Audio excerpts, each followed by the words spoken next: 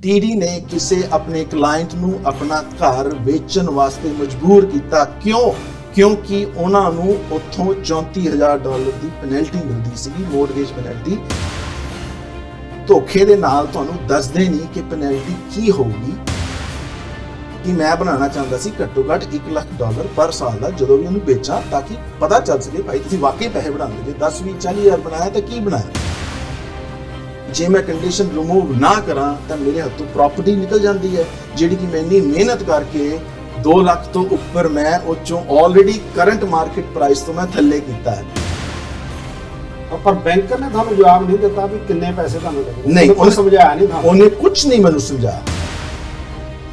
ਉਸ ਬੰਦੇ ਨੇ ਮੇਰੇ ਅੱਗੇ ਪਤਾ ਨਹੀਂ 20 ਕੇ ਪਤਾ ਨਹੀਂ 30 ਪੇਜਾਂ ਦਾ ਡਾਕੂਮੈਂਟ ਰੱਖਿਆ, ਕਹਿੰਦਾ ਜੀ ਇਹਨੂੰ ਪੜ੍ਹੋ ਤੇ ਸਾਈਨ ਕਰੋ।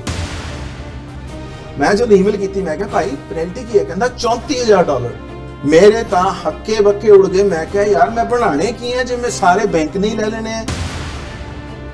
ਸਰੇਆਮ ਵੀਰ ਜੀ ਕਹਿੰਦੇ ਸਰੇਆਮ ਧੋਖਾ, ਬਹੁਤ ਹੀ ਜ਼ਿਆਦਾ ਮਾੜੀ ਹੋਈ। ਇੰਨਾ ਕਿ ਜ਼ਿਆਦਾ ਵਿਸ਼ਵਾਸਘਾਤ, ਉਹ ਵੀ TD ਬੈਂਕ ਤੋਂ।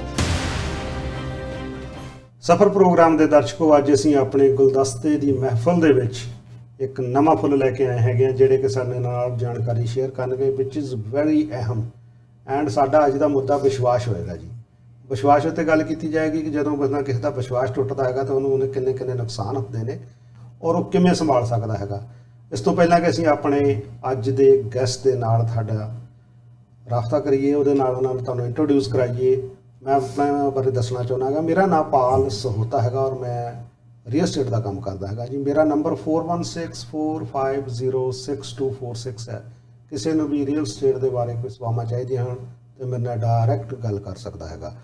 ਅੱਜ ਦੇ ਗੈਸਟ ਦੇ ਨਾਲ ਅਸੀਂ ਤੁਹਾਡਾ ਇੰਟਰੋਡਕਸ਼ਨ ਕਰਵਾ ਰਹੇ ਹੈਗੇ ਹਾਂ ਔਰ ਅੱਜ ਦੇ ਗੈਸਟ ਦਾ ਨਾਮ ਹੈਗਾ ਜੀ ਆਨੰਦ ਦੂਆ ਸਾਹਿਬ।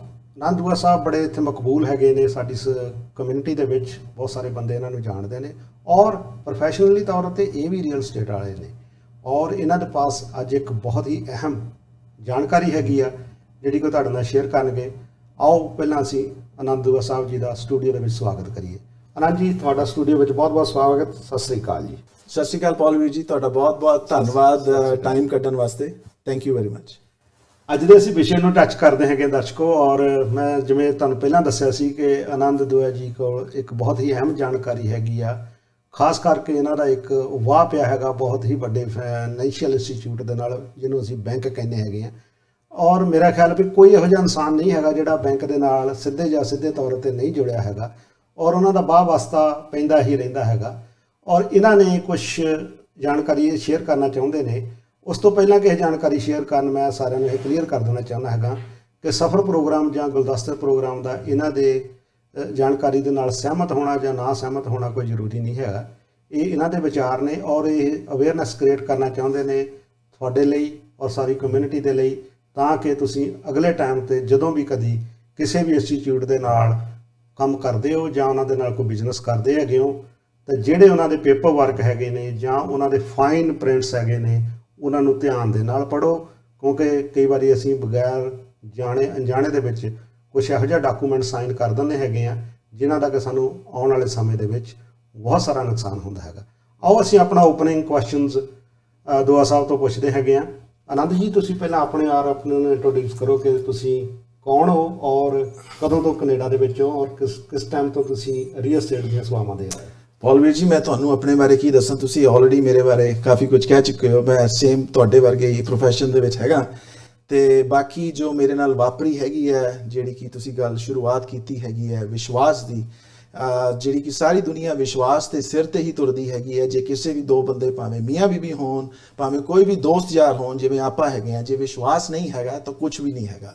ਤੇ ਜਦੋਂ ਆਪਾਂ ਜ਼ਿੰਦਗੀ 'ਚ ਕੁਝ ਕੰਮ ਕਰਦੇ ਆ, ਆਪਾਂ ਅੱਗੇ ਗਰੋ ਕਰਦੇ ਹੈਗੇ ਆ ਤੇ ਆਪਾਂ ਜੋ ਪੈਸੇ ਬਣਾਉਂਦੇ ਆ ਆਪਾਂ ਉਹਨੂੰ ਕਿੱਥੇ ਰੱਖਦੇ ਆ? ਆਪਾਂ ਘਰ ਤਾਂ ਰੱਖਦੇ ਨਹੀਂ। ਆਪਾਂ ਉਹਨਾਂ ਨੂੰ ਇਹੋ ਜਿਹੀ ਜਗ੍ਹਾ 'ਚ ਰੱਖਾਂਗੇ ਜਿੱਥੇ ਕਿ ਉਹ ਮਹਿਫੂਜ਼ ਹੋਣ, ਜਿਹੜੇ ਕਿ ਆਪਣੇ ਨੈਸ਼ਨਲ ਲੈਵਲ ਤੇ ਆਪਾਂ ਉਹਨਾਂ ਨੂੰ ਬੈਂਕ ਕਹਿੰਦੇ ਆ। ਪਰ ਜਦੋਂ ਆਪਾਂ ਉਹਨਾਂ ਦੇ ਨਾਲ ਕੰਮ ਕਰਦੇ ਆ ਆਪਾਂ ਪੂਰੇ ਵਿਸ਼ਵਾਸ ਦੇ ਨਾਲ ਕਰਦੇ ਆ, ਕਿਉਂਕਿ ਆਪਾਂ ਨੂੰ ਪਤਾ ਉਹਨਾਂ ਨੇ ਸਾਡੇ ਨਾਲ ਧੋਖਾ ਨਹੀਂ ਕਰਨਾ, ਕਿਉਂਕਿ ਉਹਨਾਂ ਨੇ ਸਾਡੇ ਨਾਲ ਗਰੋ ਕਰਨਾ।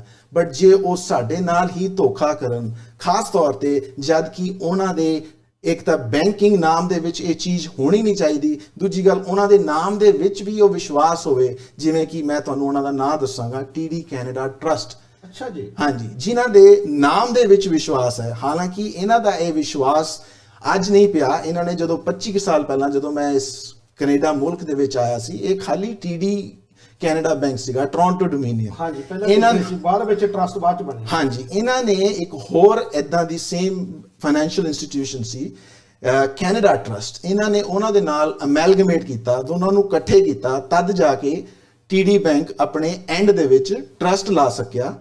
ਉਸੇ ਟਰਸਟ ਦੇ ਬੇਸਿਸ ਤੇ ਇਹਨਾਂ ਨੇ ਇੰਨੇ ਸਾਲ, ਕੀ ਕਵਾਂ ਮੈਂ, ਸਾਰੇ ਪ੍ਰੂਫ ਤਾਂ ਦੇ ਨਹੀਂ ਸਕਦਾ, ਬਟ ਮੈਂ ਕਾਫੀ ਲੋਕਾਂ ਨਾਲ ਗੱਲ ਕੀਤੀ ਹੈ ਜਦ ਦਾ ਮੇਰੇ ਨਾਲ ਉਹ ਹਾਦਸਾ ਹੋਇਆ ਹੈਗਾ, ਕਿ ਕਾਫੀ ਲੋਕਾਂ ਨੇ TD ਕੈਨੇਡਾ ਦੇ ਨਾਲ ਧੋਖਾ ਕੀਤਾ ਹੈ। ਉਹ TD ਕੈਨੇਡਾ ਕੀ ਹੈ, ਆਪਣੇ ਵਿਸ਼ਵਾਸ, ਆਪਣੇ ਟਰਸਟ ਦੇ ਉੱਪਰ ਲੋਕਾਂ ਨੂੰ ਧੋਖਾ ਦੇ ਰਿਹਾ। ਪਿਛਲੇ ਸਾਲ ਪੈਂਡੈਮਿਕ ਦੇ ਵਿੱਚ ਵੀ CBC ਦੇ ਵਿੱਚ ਆਰਟੀਕਲ ਆਇਆ ਸੀ, TD ਨੇ ਕਿਸੇ ਆਪਣੇ ਕਲਾਇੰਟ ਨੂੰ ਆਪਣਾ ਘਰ ਵੇਚਣ ਵਾਸਤੇ ਮਜਬੂਰ ਕੀਤਾ।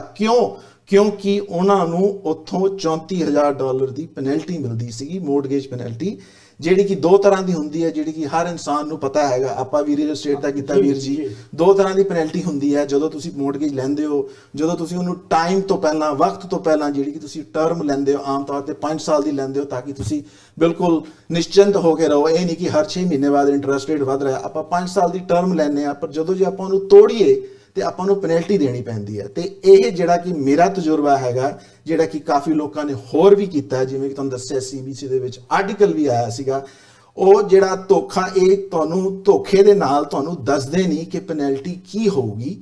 ਜਾਣੀ ਕਿ ਪੈਨਲਟੀ ਦੋ ਤਰ੍ਹਾਂ ਦੀ ਹੁੰਦੀ ਹੈ, ਜਿਹੜੀ ਕਿ ਹਰ ਪਬਲਿਕ ਨੂੰ ਪਤਾ ਹੈ, ਜਿਹੜੀ ਬਾਈ ਡਿਫਾਲਟ ਹੁੰਦੀ ਹੈ 3 ਮਹੀਨੇ ਦਾ ਵਿਆਜ, ਜੇ ਤੁਸੀਂ ਉਹਨੂੰ ਟਰਮ ਤੋਂ ਪਹਿਲਾਂ ਤੋੜੋ। ਜੇ ਤੁਹਾਡੀ 5 ਸਾਲ ਦੀ ਮੋਰਟਗੇਜ ਹੈ, ਤੁਸੀਂ ਉਹਨੂੰ 2 ਸਾਲ 'ਚ ਤੋੜ ਦਿਓ ਤਾਂ 3 ਸਾਲ ਦਾ ਜਿੰਨਾ ਤੁਹਾਡਾ ਬੈਲੈਂਸ ਹੈਗਾ, ਉਹ ਜੋ ਇੰਟਰਸਟ ਪੂਰੇ ਬਕਾਏ ਦੀ ਬਜਾਏ ਸਿਰਫ 3 ਮਹੀਨੇ ਦਾ ਵਿਆਜ ਲੈਂਦੇ ਨੇ। ਇਹ ਆਮ ਤੌਰ ਤੇ ਪੈਨਲਟੀ ਹੁੰਦੀ ਹੈ, ਜੋ ਕਿ ਆਪਾਂ ਨੂੰ, ਇਹ ਆਮ ਤੌਰ ਤੇ ਹੁੰਦੀ ਹੈ, ਜੋ ਕਿ ਆਪਾਂ ਨੂੰ ਰੀਅਲ ਏਸਟੇਟ ਦੇ ਕੋਰਸ ਦੇ ਵਿੱਚ ਵੀ ਸਿਖਾਇਆ ਗਿਆ। ਬਿਲਕੁਲ ਸਿਖਾਇਆ ਜਾਂਦਾ, ਜਿਸ 'ਚ ਕੋਈ ਸ਼ੱਕ ਨਹੀਂ ਹੈਗੀ। ਅਸੀਂ ਇਸ ਜਿਹੜਾ ਇਹਨਾਂ ਨੇ ਮੁੱਦਾ ਚੱਕਿਆ ਹੈਗਾ, ਉਹਦੇ ਬਾਰੇ ਅਸੀਂ ਹੋਰ ਜਾਣਕਾਰੀ ਦੇ ਲਈ ਅਸੀਂ ਇਹਨਾਂ ਤੋਂ ਅਗਲਾ ਸਵਾਲ ਪੁੱਛਦੇ ਹੈਗੇ ਕਿ ਤੁਹਾਡਾ ਜਿਹੜੀ ਗੱਲ ਤੁਸੀਂ ਕਹਿ ਰਹੇ ਹੋ ਵਿਸ਼ਵਾਸ ਦੀ, ਇਹ ਕੀ ਸ਼ੁਰੂਆਤ ਹੋਈ, ਕੀ ਇਹਦਾ ਹੈ, ਕੀ ਸਟੋਰੀ ਕੀ ਹੈ? ਜੀ ਇੱਦਾਂ ਹੈ, 2016 ਦੇ ਨੇੜੇ ਤੇੜੇ ਮੈਂ ਇੱਕ ਘਰ ਲੈ ਰਿਹਾ ਸੀਗਾ। ਅਸੀਂ ਇਕੱਠੇ ਰਹਿੰਦੇ ਸੀਗੇ, ਮੈਂ, ਮੇਰੇ ਬ੍ਰਦਰ ਤੇ ਪੇਰੈਂਟਸ, ਤੇ ਸਾਨੂੰ ਘਰ ਛੋਟਾ ਪੈ ਰਿਹਾ ਸੀ। ਅਸੀਂ ਕਿਹਾ ਚਲੋ ਇੱਕ ਘਰ ਟੈਂਪਰੇਰੀ, ਜਦ ਤੱਕ ਅਸੀਂ ਵੱਡਾ ਨਹੀਂ ਬਣਾਉਂਦੇ, ਅਸੀਂ ਇੱਕ ਘਰ ਹੋਰ ਲੈ ਲੈਂਦੇ, ਕਿਉਂਕਿ ਬੱਚੇ ਵੱਡੇ ਹੋ ਰਹੇ ਸੀ, ਇਸ ਕਰਕੇ ਕਮਰੇ ਘੱਟ ਪੈ ਰਹੇ ਸੀਗੇ। ਸੋ ਉਹ ਘਰ ਮੈਂ ਲੈ ਰਿਹਾ ਸੀ, ਨੇੜੇ ਹੀ ਲੈ ਰਿਹਾ ਸੀ, ਇਹ ਸੋਚ ਕੇ ਲੈ ਰਿਹਾ ਸੀ ਕਿ ਮੈਂ ਇਹਨੂੰ ਫਲਿਪ ਕਰਾਂਗਾ, ਜਦੋਂ ਅਸੀਂ ਇਕੱਠੇ ਵਾਪਸ ਜਾਵਾਂਗੇ ਪੈਸੇ ਹੋਰ ਬਣ ਜਾਣਗੇ ਤੇ ਆਪਾਂ ਉਸ ਹਿਸਾਬ ਨਾਲ ਕਰ ਲਾਂਗੇ। ਸੋ ਤੁਹਾਡਾ ਪਰਪਸ ਹੈਗਾ ਉਹਨੂੰ ਇਨਵੈਸਟਮੈਂਟ ਦੇ ਲਈ ਬਾਏ ਕਰਨਾ? ਹਾਂਜੀ, ਮਤਲਬ ਰਹਿਣਾ, ਬਟ ਬੇਸਿਕਲੀ ਇਨਵੈਸਟਮੈਂਟ ਵਾਸਤੇ ਲੈਣਾ ਸੀਗਾ। ਓਕੇ, ਉਹਨੂੰ ਫਲਿਪ ਕਰਨਾ ਚਾਹੁੰਦਾ ਸੀ ਤਾਂ ਕਿ ਮੈਂ ਆਪਣੀ ਰੀਅਲ ਏਸਟੇਟ ਦੀ ਨੌਲੇਜ ਨੂੰ, ਉਹਨੂੰ ਮੈਂ ਯੂਜ਼ ਕਰ ਸਕਾਂ ਤੇ ਆਪਣੇ ਕਲਾਇੰਟਾਂ ਨੂੰ ਬਾਅਦ ਚੋਂ ਦੱਸ ਸਕਾਂ, ਭਾਈ ਜਦੋਂ ਤੁਸੀਂ ਘਰ ਆਪਣਾ ਲੈ ਕੇ ਤੁਸੀਂ ਉਹਨੂੰ ਵੇਚਦੇ ਹੋ, ਜੋ ਤੁਸੀਂ ਉਹ ਤੋਂ ਪੈਸੇ ਬਣਾਉਂਦੇ ਹੋ, ਉਹ ਤੁਹਾਡਾ ਟੈਕਸ ਫ੍ਰੀ ਮਨੀ ਹੈ। ਜੇ ਤੁਸੀਂ ਬਿਜ਼ਨਸ ਕਰਦੇ ਹੋ, ਜੌਬ ਕਰਦੇ ਹੋ, ਉਹਦੇ ਚੋਂ ਟੈਕਸ ਸਰਕਾਰ ਖਾਂਦੀ ਹੈ। ਸਰਕਾਰ ਸਿਰਫ ਦੋ ਪਾਸੇ ਟੈਕਸ ਨਹੀਂ ਲੈਂਦੀ, ਜੇ ਤੁਹਾਡੀ ਲੋਟਰੀ ਜਿੱਤੀ ਹੋਵੇ ਜਾਂ ਫਿਰ ਤੁਸੀਂ ਅੱਧਾ ਆਪਣਾ ਘਰ, ਜਿਹਨੂੰ ਕਿ ਆਪਾਂ ਪ੍ਰਿੰਸੀਪਲ ਰੈਜ਼ੀਡੈਂਸ ਕਹਿੰਦੇ ਹਾਂ, ਆਪਾਂ ਨੂੰ ਪਤਾ ਹੈਗਾ। ਸੋ ਬੇਸਿਕਲੀ ਇਹੀ ਕੰਮ ਮੈਂ ਕਰਨਾ ਚਾਹੁੰਦਾ ਸੀਗਾ। ਤੇ ਜਦੋਂ ਮੈਂ ਸਟਾਰਟ ਕੀਤਾ, ਪਹਿਲਾਂ ਮੇਰਾ ਬ੍ਰਦਰ ਸਾਰੀ ਫਾਈਨੈਂਸਿੰਗ ਹੈਂਡਲ ਕਰਦਾ ਸੀ, ਜਦੋਂ ਅਸੀਂ ਇਕੱਠੇ ਰਹਿੰਦੇ ਸੀਗੇ। ਮੈਂ ਕਿਹਾ ਕਿ ਹੁਣ ਮੈਂ ਕਰਨਾ ਚਾਹੁੰਦਾ, ਕਿ ਮੈਂ ਵੀ ਤਜਰਬਾ ਲੈਣਾ ਚਾਹੁੰਦਾ। ਸੋ ਬੇਸਿਕਲੀ ਮੈਂ ਇੱਕ ਵਾਰੀ ਇਦਾਂ ਹੀ, ਘਰ ਦੇ ਨੇੜੇ ਇੱਕ ਪਲਾਜ਼ਾ ਹੈਗਾ, ਉਸ ਪਲਾਜ਼ੇ ਦੇ ਵਿੱਚ TD ਕੈਨੇਡਾ ਹੈਗਾ ਤੇ 2-4 ਹੋਰ ਦੁਕਾਨਾਂ ਸੀਗੀਆਂ, ਇੱਕ ਵਾਈਲਡ ਵਿੰਗ ਸੀਗਾ ਉੱਥੇ। ਠੀਕ, ਵਾਈਲਡ ਵਿੰਗ ਦੇ ਉੱਥੇ ਮੈਂ ਜਾਂਦਾ ਸੀਗਾ। ਉਹਦਾ ਜਿਹੜਾ ਓਨਰ ਸੀ ਆਪਣਾ ਹੀ ਬੰਦਾ ਸੀਗਾ, ਉਹਦੇ ਨਾਲ ਮੇਰੀ ਗੱਲਬਾਤ ਹੋਈ, ਉਹ ਮੇਰਾ ਦੋਸਤ ਯਾਰ ਮਿੱਤਰ ਬਣ ਗਿਆ। ਤੋ ਇਦਾਂ ਹੀ ਜਦੋਂ ਮੈਨੂੰ ਲੋੜ ਪਈ ਫਾਈਨੈਂਸਿੰਗ ਦੀ, ਤਾਂ ਤੁਸੀਂ TD ਨੂੰ ਅਪਰੋਚ ਕੀਤਾ ਮੌਰਗੇਜ ਦੇ ਲਈ? TD ਨੂੰ ਮੈਂ ਅਪਰੋਚ ਨਹੀਂ ਕੀਤਾ। ਗੱਲ ਇਹ ਧਿਆਨ, ਬਹੁਤ ਵਧੀਆ ਸਵਾਲ ਤੁਸੀਂ ਕੀਤਾ। TD ਨੂੰ ਮੈਂ ਅਪਰੋਚ ਨਹੀਂ ਕੀਤਾ। ਓਕੇ, ਸੋ ਮੈਂ ਜਦੋਂ ਉੱਥੇ ਬੈਠਾ ਸੀ ਆਪਣੇ ਉਸ ਮਿੱਤਰ ਦੇ ਨਾਲ, ਜਿਹੜਾ ਕਿ ਉਸ ਬਾਰ ਦਾ ਮਾਲਿਕ ਸੀਗਾ ਵਾਈਲਡ ਵਿੰਗ ਦਾ, ਮੈਂ ਉਹਦੇ ਨਾਲ ਬੈਠਾ ਇਦਾਂ ਹੀ ਸੀਗਾ ਤੇ ਮੈਂ ਕਿਹਾ ਵੀ ਇਦਾਂ ਮੈਂ ਘਰ ਲੈਣਾ ਚਾਹਨਾ, ਤੇ ਮੈਨੂੰ ਨਾ ਕੋਈ ਜਾਣਦਾ ਨਹੀਂ ਹੈ ਬੈਂਕਰ ਪਰਸਨਲੀ। ਹਾਲਾਂਕਿ ਕਿਉਂਕਿ ਪਹਿਲਾਂ ਮੈਂ ਦੱਸਿਆ, ਸਾਰਾ ਐਕਸਪਲੇਨ ਕੀਤਾ, ਪਹਿਲਾਂ ਮੇਰਾ ਬ੍ਰਦਰ ਹੈਂਡਲ ਕਰਦਾ ਸੀਗਾ। ਕਹਿੰਦਾ ਆ ਬੰਦਾ, ਉਹਨੇ ਨਾਲ ਹੀ ਕੋਈ ਇੱਕ ਗੋਰਾ ਬੈਠਾ ਸੀਗਾ, ਵਿੰਸ ਪੈਲੇਗ੍ਰੀਨੋ, ਤੇ ਕਹਿੰਦਾ ਆ ਹੈ ਬੈਠਾ, ਕਹਿੰਦਾ ਇਹ ਬਿਲਕੁਲ ਇਹੀ ਪਲਾਜ਼ੇ TD ਬੈਂਕ ਦੇ ਵਿੱਚ ਕੰਮ ਕਰਦਾ ਤੇ ਮੇਰੇ ਤੋਂ ਇੱਕ ਅੱਧੀ ਵਾਰੀ ਮੋਰਟਗੇਜ ਫਾਈਨੈਂਸਿੰਗ ਕਰਵਾਈ ਹੋਈ ਹੈ, ਰੀਫਾਈਨੈਂਸਿੰਗ ਸ਼ਾਇਦ, ਤੇ ਕਹਿੰਦਾ ਮੈਨੂੰ ਕੋਈ ਪ੍ਰੋਬਲਮ ਨਹੀਂ ਆਈ।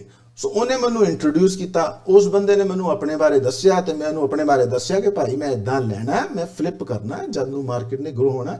ਯਾਨੀ ਕਿ ਮੈਨੂੰ ਦੱਸਤਾ ਕਿ ਭਾਈ ਜਦੋਂ ਵੀ ਮੈਂ ਲੈਣਾ, ਜੇ ਵੇਚਣਾ, ਪੈਨਲਟੀ ਘੱਟ ਹੋਣੀ ਚਾਹੀਦੀ ਹੈ। ਮੈਂ ਤੁਸੀਂ ਕਿਹਾ ਕਿ ਇਦਾਂ ਦੀ ਮਾਰਗੇਜ ਬਣਾ ਕੇ ਦਿਓ ਜਿਹਦੇ ਵਿੱਚ ਜੇ ਮੈਂ ਤੋੜਾਂ ਨੂੰ ਤੇ ਮੈਨੂੰ ਪੈਨਲਟੀ ਘੱਟ ਤੋਂ ਘੱਟ, ਕਿਉਂਕਿ ਇਹ ਮੇਰੀ ਪ੍ਰਾਪਰਟੀ ਜਿਹੜੀ ਹੈ ਇਨਵੈਸਟਮੈਂਟ ਪਰਪਸ ਦੇ। ਹਾਂਜੀ ਹਾਂਜੀ, ਤੇ ਮੈਨੂੰ ਸਾਰਾ ਕੁਝ ਮੈਂ ਸਮਝਾਇਆ, ਉਹਨੇ ਸੁਣ ਲਿਆ, ਕਹਿੰਦਾ ਠੀਕ ਹੈ, ਉਹਨੇ ਮੇਰੀ ਇਨਫੋਰਮੇਸ਼ਨ ਲੈ ਲਈ।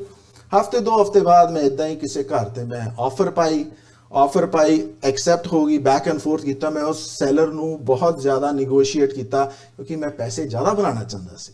ਉਹਨੇ ਜਿਵੇਂ 1.1 ਸਮਥਿੰਗ ਮਿਲੀਅਨ ਦਾ ਲਾਇਆ ਸੀ ਤੇ ਮੈਂ ਉਹਨੂੰ ਸਕਵੀਜ਼ ਕਰਕੇ 9 ਲੱਖ ਦਾ ਲਿੱਤਾ ਸਣੇ ਆਪਣੀ ਕਮਿਸ਼ਨ, ਤਾਂ ਕਿ ਮੈਂ ਬਣਾਉਣਾ ਚਾਹੁੰਦਾ ਸੀ ਘੱਟੋ ਘੱਟ $1 ਲੱਖ ਪਰ ਸਾਲ ਦਾ ਜਦੋਂ ਵੀ ਉਹਨੂੰ ਵੇਚਾਂ, ਤਾਂ ਕਿ ਪਤਾ ਚੱਲ ਸਕੇ ਭਾਈ ਤੁਸੀਂ ਵਾਕਈ ਪੈਸੇ ਬਣਾਉਂਦੇ ਹੋ। ਜੇ 10 20 40 ਹਜ਼ਾਰ ਬਣਾਇਆ ਤਾਂ ਕੀ ਬਣਾਇਆ। ਚਲੋ ਤੁਸੀਂ ਉਹ ਪ੍ਰਾਪਰਟੀ ਸਿਕਿਉਰ ਕਰ ਲਈ, ਹਾਂਜੀ, ਔਰ ਬੈਂਕਰ ਨੂੰ ਤੁਸੀਂ ਦੱਸਤਾ ਕਿ ਮੈਂ ਮਾਰਗੇਜ ਜਿਹੜੀ ਲੈਣੀ ਆ ਉਹਦਾ ਮੇਰਾ ਪਰਪਸ ਆਹ ਹੈ। ਹਾਂਜੀ ਹਾਂਜੀ, ਔਰ ਉਹਨਾਂ ਨੇ ਤੁਹਾਨੂੰ ਮਾਰਗੇਜ ਦੇ ਦਿੱਤੀ ਕਿੱਦਾਂ ਵੀਰ ਜੀ? ਜਦੋਂ ਉਹਨਾਂ ਨੂੰ ਮੈਂ ਆਪਣੇ ਪੇਪਰ ਦਿੱਤੇ, ਆਪਣੇ ਸਾਰੇ ਪੇਪਰ ਦਿੱਤੇ, ਪ੍ਰਾਪਰਟੀ ਦੀ ਆਫਰ ਦਿੱਤੀ, ਉਹ ਚ ਕੰਡੀਸ਼ਨ ਸੀਗੀ ਫਾਈਨੈਂਸਿੰਗ ਦੀ। ਇਸ ਬੈਂਕਰ ਨੇ ਉਹਨੇ ਮੈਨੂੰ 2-3 ਦਿਨ ਲਾ ਕੇ ਮੈਨੂੰ ਇੱਕ ਅਪਰੂਵਲ ਦਿੱਤੀ। 1 ਪੇਜ ਦੀ ਅਪਰੂਵਲ ਹੁੰਦੀ ਹੈ ਵੀਰ ਜੀ, ਸ਼ਾਇਦ ਤੁਸੀਂ ਵੀ ਦਿੱਤਾ ਹੋਣਾ ਘਰ। ਉਹ ਚ ਲਿਖਿਆ ਹੁੰਦਾ ਪ੍ਰਿੰਸੀਪਲ ਅਮਾਉਂਟ ਆ, ਅਮੋਰਟਾਈਜੇਸ਼ਨ ਆ, ਇੰਟਰਸਟ ਹੈ, ਤੇ 2-4 ਚੀਜ਼ਾਂ ਹੋਰ ਲਿਖੀਆਂ ਹੁੰਦੀਆਂ ਜੇ ਕੋਈ ਕੰਡੀਸ਼ਨ ਹੋਵੇ, ਅਪਰੇਜ਼ਲ ਵਟਐਵਰ। ਤੇ ਫਿਰ ਥੱਲੇ ਫਾਈਨ ਪ੍ਰਿੰਟ ਦੇ ਵਿੱਚ ਲਿਖਿਆ ਸੀ subject to prepayment charges in the mortgage commitment document. ਹੁਣ ਉਸ ਪੇਜ ਦੇ ਉੱਪਰ ਪੈਨਲਟੀ ਨਹੀਂ ਲਿਖੀ ਹੋਈ, ਜਿਹੜੀ ਕਿ ਮੈਨੂੰ ਸਭ ਤੋਂ ਜ਼ਿਆਦਾ ਜ਼ਰੂਰੀ ਚੀਜ਼ ਹੈ, ਜਿਹਨੇ ਕਿ ਮੈਂ ਉਹਨੂੰ ਪਹਿਲਾਂ ਕਿਹਾ ਸੀ, ਹਿੰਟ ਵੀ ਮਾਰਿਆ ਸੀ, ਹਰ ਤਰੀਕੇ ਨਾਲ ਕਿਹਾ ਸੀ ਕਿ ਭਾਈ ਮੈਂ ਲੈ ਰਿਹਾ, ਉਹ ਚੀਜ਼ ਲਿਖੀ ਨਹੀਂ। ਤੇ ਮੈਂ ਇਹਨੂੰ ਵਾਪਸ ਈਮੇਲ ਦਾ ਜਵਾਬ ਦਿੱਤਾ। ਅੱਛਾ, ਤੁਸੀਂ ਉਹਨੂੰ ਈਮੇਲ ਕੀਤੀ ਹੈ ਵੀ ਮੈਨੂੰ ਇਹ ਦੱਸ ਵੀ ਜੇ ਮੈਂ ਇਹਨੂੰ ਬ੍ਰੇਕ ਇਨ ਕਰਦਾ before I go to into the contract, yes, ਤੇ ਮੈਨੂੰ ਦੂਜੇ ਕੀ ਚਾਰਜ ਬੈਕ ਹੀ ਹੋਣਗੇ? ਬਿਲਕੁਲ ਸਹੀ ਗੱਲ ਹੈ। ਮੈਂ ਇਹਨੂੰ ਫੋਨ ਤੇ ਨਹੀਂ ਕਿਹਾ ਵੀਰ ਜੀ, ਮੈਂ ਇਹਨੂੰ ਈਮੇਲ ਕੀਤੀ। ਅੱਛਾ, ਤੁਸੀਂ ਈਮੇਲ ਕੀਤੀ, ਨੋ ਫੋਨ ਕਾਲ, ਈਮੇਲ ਕੀਤੀ ਉਹਨੂੰ ਕਿ ਭਾਈ ਮੈਨੂੰ ਇਹ ਚ ਪੈਨਲਟੀ ਨਹੀਂ ਲਿਖੀ, ਮੈਨੂੰ ਪੈਨਲਟੀ ਦੱਸ ਦੇ ਕੀ ਹੈ। ਕੋਈ ਜਵਾਬ ਨਹੀਂ ਆਇਆ। ਅੱਛਾ, ਉਸ ਈਮੇਲ ਦਾ ਜਵਾਬ ਹੀ ਨਹੀਂ ਆਇਆ? ਕੋਈ ਜਵਾਬ ਨਹੀਂ ਆਇਆ। 2-3 ਦਿਨ ਬਾਅਦ ਮੇਰੀ ਉਹ ਕੰਡੀਸ਼ਨ ਰਿਮੂਵ ਕਰਨ ਦਾ ਟਾਈਮ ਆ ਗਿਆ, ਤੇ ਹੁਣ ਮੈਂ ਕੀ ਕਰਾਂ? ਜੇ ਮੈਂ ਕੰਡੀਸ਼ਨ ਰਿਮੂਵ ਨਾ ਕਰਾਂ ਤਾਂ ਮੇਰੇ ਹੱਥੋਂ ਪ੍ਰਾਪਰਟੀ ਨਿਕਲ ਜਾਂਦੀ ਹੈ, ਜਿਹੜੀ ਕਿ ਮੈਂ ਇੰਨੀ ਮਿਹਨਤ ਕਰਕੇ 2 ਲੱਖ ਤੋਂ ਉੱਪਰ ਮੈਂ ਉਹ ਚੋਂ ਆਲਰੇਡੀ ਕਰੰਟ ਮਾਰਕੀਟ ਪ੍ਰਾਈਸ ਤੋਂ ਮੈਂ ਥੱਲੇ ਕੀਤਾ ਹੈ। ਵਾਓ। ਤੇ ਮੈਂ ਹੁਣ ਕੀ ਕਰਾਂ? ਮੇਰੇ ਕੋਲ ਅਪਰੂਵਲ ਹੈਗੀ ਹੈ, ਪਰ ਮੇਰੇ ਕੋਲ ਇੱਕ ਸਵਾਲ ਹੈ, ਇੱਕ ਡਾਊਟ ਹੈ ਕਿ ਭਾਈ ਪੈਨਲਟੀ ਕੀ ਹੈ, ਜਿਹੜੀ ਕਿ ਆਪਾਂ ਪਹਿਲਾਂ ਹੁਣੇ ਗੱਲਬਾਤ ਕੀਤੀ ਸੀਗੀ। ਬਾਈ ਡਿਫਾਲਟ ਜਿਹੜੀ ਪੈਨਲਟੀ ਕੀ ਹੁੰਦੀ ਵੀਰ ਜੀ? 3 ਮਹੀਨੇ ਦਾ ਵਿਆਜ। 3 ਮਹੀਨੇ ਦਾ ਵਿਆਜ। ਤਾਂ ਹੁਣ ਮੈਂ ਆਪਣੀ ਨੌਲੇਜ, ਰੀਅਲ ਏਸਟੇਟ ਦੀ ਨੌਲੇਜ, ਤਜਰਬਾ ਮੇਰੇ ਕੋਲ ਕੋਈ ਨਹੀਂ, ਮੈਂ ਕੋਈ ਆਪਣੀ ਫਾਈਨੈਂਸਿੰਗ ਕੀਤੀ ਨਹੀਂ, ਮੈਂ ਅਸਿਊਮ ਕਰ ਲਿਆ ਭਾਈ 3 ਮਹੀਨੇ ਦਾ ਵਿਆਜ ਹੈ, ਤੇ ਮੈਂ ਉਹ ਕੰਡੀਸ਼ਨ ਵੇਵ ਕਰਤੀ। ਪਰ ਬੈਂਕਰ ਨੇ ਤੁਹਾਨੂੰ ਜਵਾਬ ਨਹੀਂ ਦਿੱਤਾ ਵੀ ਕਿੰਨੇ ਪੈਸੇ ਤੁਹਾਨੂੰ ਲੱਗਣਗੇ? ਨਹੀਂ, ਉਹਨੇ ਸਮਝਾਇਆ ਨਹੀਂ ਤੁਹਾਨੂੰ? ਉਹਨੇ ਕੁਝ ਨਹੀਂ ਮੈਨੂੰ ਸਮਝਾਇਆ, ਕੁਝ ਨਹੀਂ ਸਮਝਾਇਆ। ਉਹਨੇ ਮੇਰੀ ਈਮੇਲ ਦਾ ਜਵਾਬ ਤੱਕ ਨਹੀਂ ਦਿੱਤਾ। ਉਹਨੇ ਹਾਂ 2-4 ਵਾਰੀ ਉਹਨੂੰ ਇੰਪਰੂਵ ਕੀਤਾ, ਜੋ ਉਹਨੇ ਇੰਟਰਸਟ ਰੇਟ ਦਿੱਤਾ ਸੀ ਉਹਨੇ ਇੰਪਰੂਵ ਕੀਤਾ ਕੰਡੀਸ਼ਨ ਵੇਵ ਕਰਨ ਤੋਂ ਪਹਿਲਾਂ, 2-4 ਵਾਰੀ ਉਹਨੇ ਦਿੱਤਾ, ਬਟ ਮੇਰੀ ਉਸ ਈਮੇਲ ਦਾ ਜਵਾਬ ਨਹੀਂ ਦਿੱਤਾ, ਜਿਹੜੀ ਕਿ ਬੜੀ ਹੈਰਾਨੀ ਦੀ ਗੱਲ ਹੈ। ਮੇਰੀ ਹਰ ਈਮੇਲ ਦਾ ਜਵਾਬ ਦੇ ਰਿਹਾ, ਸਿਰਫ ਉਸ ਈਮੇਲ ਦਾ ਜਵਾਬ ਨਹੀਂ ਦੇ ਰਿਹਾ। ਹੁਣ ਮਰਦਾ ਮੈਂ ਕੀ ਨਹੀਂ ਕਰਦਾ, ਮੈਂ ਪ੍ਰਾਪਰਟੀ ਆਪਣੇ ਹੱਥੋਂ ਤਾਂ ਜਾਣ ਨਹੀਂ ਦੇ ਸਕਦਾ, ਇਸ ਕਰਕੇ ਮੈਂ ਉਹ ਕੰਡੀਸ਼ਨ ਰਿਮੂਵ ਕਰਤੀ। 2 ਹਫ਼ਤੇ ਬਾਅਦ ਮੇਰੀ ਕਲੋਜ਼ਿੰਗ ਸੀ ਵੀਰ ਜੀ। ਕਲੋਜ਼ਿੰਗ ਤੋਂ 2 ਦਿਨ ਪਹਿਲਾਂ ਮੈਨੂੰ ਉਸ ਬੈਂਕ ਦੇ ਮੈਨੇਜਰ ਦਾ ਸਵੇਰੇ ਫੋਨ ਆਇਆ, ਉਸ ਬੈਂਕਰ ਦਾ ਨਹੀਂ ਜਿਹਨੇ ਮੈਨੂੰ ਮੋੜ ਕੇ ਲੈ ਕੇ ਦਿੱਤਾ। ਅੱਛਾ, ਮਾਰਗੇਜ ਸਪੈਸ਼ਲਿਸਟ ਦਾ ਨਹੀਂ ਆਇਆ, ਲੇਕਿਨ ਬੈਂਕ ਦੇ ਮੈਨੇਜਰ। ਬੈਂਕ ਦੇ ਸੁਣਨ ਵਾਲੀ ਗੱਲ ਹੈ। ਮੈਨੂੰ ਤਾਂ ਲੱਗਦਾ ਸਾਰੇ ਰਲ ਮਿਲ ਕੇ ਇਹਨਾਂ ਨੇ ਮੈਨੂੰ ਐ ਕਹਿੰਦੇ ਨਾ ਕੋਨੇ ਚ ਲਾ ਕੇ ਜੱਫਾ ਪਾ ਲਿਆ, ਆਪਣੇ ਉਹ ਵਿਸ਼ਵਾਸ ਦੇ ਜੱਕੜ ਦੇ ਵਿੱਚ ਮੈਨੂੰ ਕਰ ਲਿਆ, ਕਿਉਂਕਿ ਜੇ ਉਹ ਕਰਦਾ ਤਾਂ ਮੈਨੂੰ ਪੁੱਛਣਾ ਸੀਗਾ ਭਾਈ ਪੈਨਲਟੀ ਕੀ, ਤਾਂ ਮੈਨੂੰ ਦੱਸਿਆ ਨਹੀਂ ਹੈਗਾ। ਸੋ ਉਸ ਬੈਂਕ ਮੈਨੇਜਰ ਦਾ ਮੈਨੂੰ ਸਵੇਰੇ ਫੋਨ ਆਇਆ ਕਿ ਭਾਈ ਤੂੰ ਸ਼ਾਮੀ ਆ ਸਕਦਾ 5-5:30 ਵਜੇ ਪੇਪਰ ਸਾਈਨ ਕਰਨੇ। ਮੈਂ ਕਿਹਾ ਆ ਜਾਵਾਂਗਾ ਭਾਈ, ਕੋਈ ਗੱਲ ਨਹੀਂ, ਪਰ ਮੈਂ ਕਿਹਾ ਮੁਸ਼ਕਿਲ ਹੈ, ਫਿਰ ਵੀ ਕੋਈ ਗੱਲ ਨਹੀਂ, ਆ ਜਾਵਾਂਗਾ 5-5:30, ਮੈਨੂੰ ਟਾਈਮ ਵੀ ਨਹੀਂ ਯਾਦ ਹੈ। तो शामी 5-5:30 ਵਜੇ ਉੱਥੇ ਗਿਆ। ਉਸ ਬੰਦੇ ਨੇ ਮੇਰੇ ਅੱਗੇ ਉਹ ਪਤਾ ਨਹੀਂ 20 ਕੇ ਪਤਾ ਨਹੀਂ 30 ਪੇਜਾਂ ਦਾ ਡਾਕੂਮੈਂਟ ਰੱਖਿਆ, ਕਹਿੰਦਾ ਜੀ ਇਹਨੂੰ ਪੜ੍ਹੋ ਤੇ ਸਾਈਨ ਕਰੋ। ਜਿੱਥੇ ਤੱਕ ਮੈਨੂੰ ਪਤਾ ਹੈ ਇਹ ਇਹੋ ਜਿਹੇ ਜਦੋਂ ਵੀ ਤੁਸੀਂ ਕੋਈ ਲੀਗਲ ਡਾਕੂਮੈਂਟ ਸਾਈਨ ਕਰਦੇ, ਇਲੀਗਲ ਡਾਕੂਮੈਂਟ ਹੈ, ਤੁਹਾਨੂੰ ਵੀ ਪਤਾ ਵੀਰ ਜੀ, ਇਹ ਹਮੇਸ਼ਾ ਲਾਇਰ ਕੋਲ ਜਾਂਦਾ ਹੈਗਾ।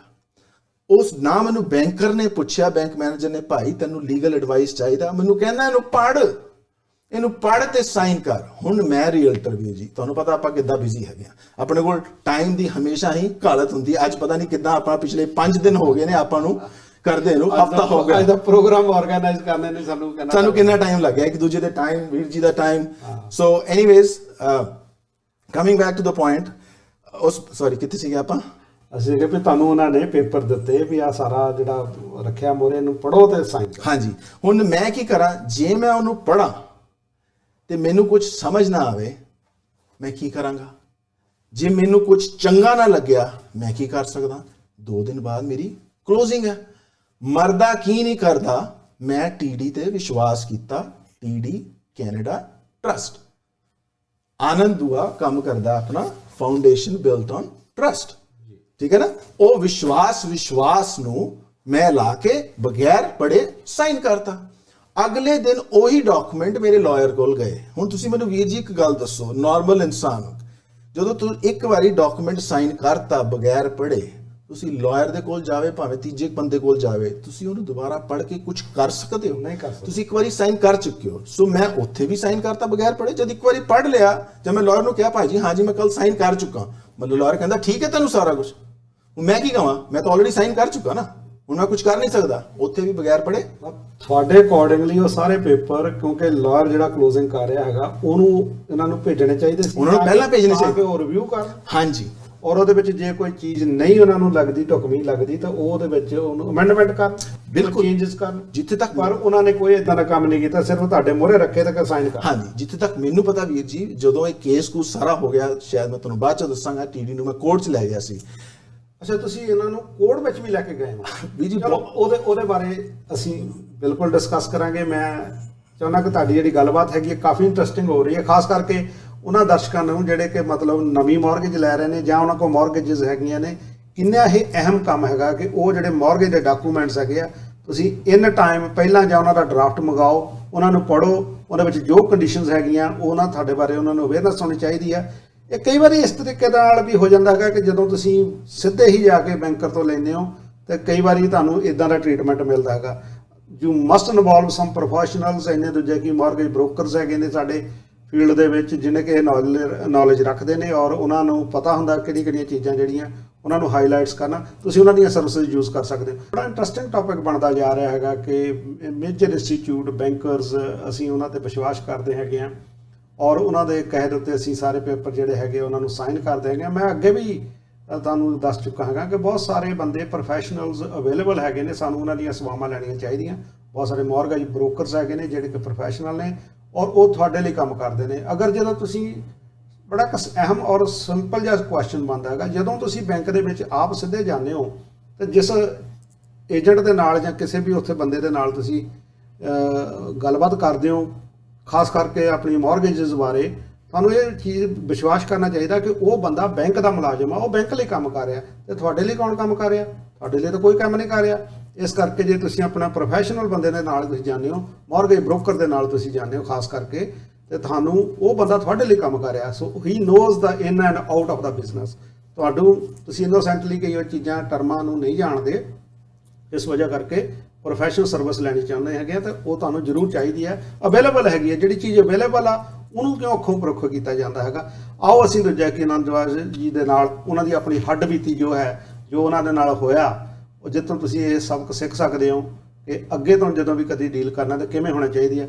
ਆਨੰਦ ਜੀ, ਫਿਰ ਉਸ ਤੋਂ ਬਾਅਦ ਜਦੋਂ ਸਾਡਾ ਦੂਜਾ ਕਿ ਕਲੋਜ਼ਿੰਗ ਹੋ ਗਈ, ਫਿਰ ਇਸ ਦਾ ਕੀ ਸਿੱਟਾ ਨਿਕਲਿਆ? ਅੱਗੇ ਤੁਸੀਂ ਇਹਨੂੰ ਕਿੱਦਾਂ ਪਰਸੂ ਕੀਤਾ?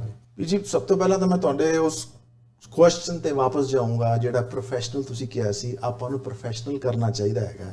ਜਿਹੜੇ ਬੈਂਕ ਦੇ ਮੁਲਾਜ਼ਮ ਹੈਗੇ ਨੇ ਉਹ ਪ੍ਰੋਫੈਸ਼ਨਲ ਮੈਨੂੰ ਤਾਂ ਨਜ਼ਰ ਨਹੀਂ ਆਏ।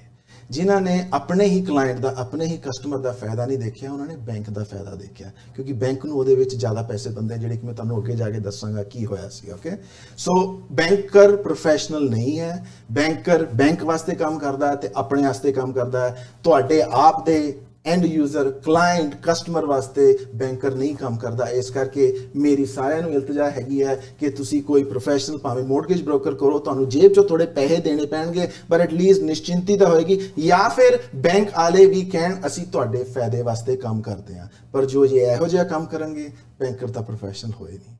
ਐਨੀਵੇਜ਼, ਆਪਾਂ ਅੱਗੇ ਚੱਲਦੇ ਹੈਗੇ ਹਾਂ। ਅੱਗੇ ਕੀ ਹੋਇਆ ਜੀ ਉਹ ਤੁਸੀਂ ਦੱਸੋ ਜੀ। ਉਸ ਤੋਂ ਬਾਅਦ ਕੀ ਗੱਲਬਾਤ ਹੋਈ? ਸੋ ਵੀਰ ਜੀ, ਮੈਂ ਪੇਪਰ ਸਾਈਨ ਕਰਤੇ, 2 ਦਿਨ ਬਾਅਦ ਕਲੋਜ਼ਿੰਗ ਹੋ ਗਈ।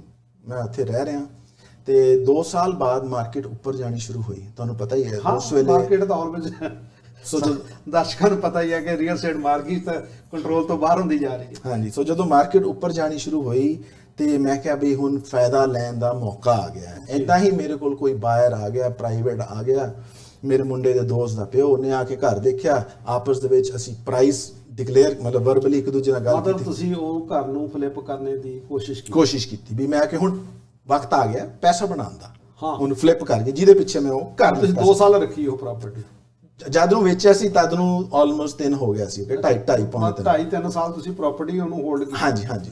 ਔਰ ਉਸ ਤੋਂ ਬਾਅਦ ਜਦੋਂ ਫਲਿੱਪ ਕਰਨਾ ਟਾਈਮ ਆ, ਉਦੋਂ ਤੁਹਾਨੂੰ ਪਤਾ ਲੱਗਾ ਕਿ ਇਹਦੇ ਵਿੱਚ ਹਾਂਜੀ ਇਸ਼ੂ ਹੈਗੇ ਆ। ਸਭ ਤੋਂ ਵੱਡੀ ਗੱਲ ਵੀਰ ਜੀ, ਲਾਈਕ ਮੈਨੂੰ ਪਹਿਲਾਂ ਨਹੀਂ ਪਤਾ ਚੱਲਿਆ, ਪਹਿਲਾਂ ਪਤਾ ਚੱਲਿਆ ਹੁੰਦਾ ਤਾਂ ਮੈਂ ਇਹਨੂੰ ਇੰਨੀ ਦੇਰ ਵੇਟ ਕਿਉਂ ਕਰਦਾ। ਮੈਂ ਉੱਥੇ ਆਲਮੋਸਟ 2.5 ਸਾਲ ਰਿਹਾ, 2013 ਜਨਵਰੀ 'ਚ ਲਿੱਤੀ, 2016 ਜਦੋਂ ਮਾਰਕੀਟ ਉੱਪਰ ਜਾਣੀ ਸ਼ੁਰੂ ਹੋਈ ਅਗਸਤ ਸਤੰਬਰ ਦੇ ਵਿੱਚ, ਤੇ ਮੈਨੂੰ ਇਦਾਂ ਹੀ ਕੋਈ ਬਾਇਰ ਟੱਕਰ ਗਿਆ, ਤੁਹਾਨੂੰ ਜਿਵੇਂ ਪਹਿਲਾਂ ਦੱਸਿਆ ਸੀਗਾ, ਤੇ ਉਹਦੇ ਨਾਲ ਉਹਨੇ ਪਸੰਦ ਆਇਆ, ਉਹ ਪ੍ਰਾਈਸ ਦੀ ਗੱਲ ਹੋਈ। ਮੈਂ ਕਿਹਾ ਵੀ ਮੈਂ ਉਹਨੂੰ ਦੱਸਿਆ ਸਾਹ ਭਾਈ ਮੈਂ $1,00,000 ਸਾਲ ਦਾ ਬਣਾਉਣਾ, ਓਕੇ, ਤੇ ਇੰਨਾ ਹਿਸਾਬ ਨਾਲ ਤੋਂ ਉਹਨੇ ਨੈਗੋਸ਼ੀਏਟ ਕੀਤਾ, ਨਹੀਂ ਇੰਨਾ। ਜਦੋਂ ਉਹਨੇ ਕੋਈ ਪ੍ਰਾਈਸ ਕਿਹਾ ਮੈਂ ਕਿਹਾ ਠੀਕ ਹੈ, ਪਰ ਇੱਕ ਵਾਰੀ ਮੈਨੂੰ ਬੈਂਕ ਤੋਂ ਪਤਾ ਕਰ ਲੈਂਦੇ ਮੇਰੀ ਪੈਨਲਟੀ ਕੀ ਹੈ, ਕਿਉਂਕਿ ਉਹਨਾਂ ਨੇ ਮੈਨੂੰ ਜਵਾਬ ਨਹੀਂ ਦਿੱਤਾ ਹਾਲੇ ਤੱਕ, ਠੀਕ ਹੈ ਨਾ, ਜਦੋਂ ਮੈਂ ਤੁਹਾਨੂੰ ਪਹਿਲਾਂ ਦੱਸਿਆ ਸੀ।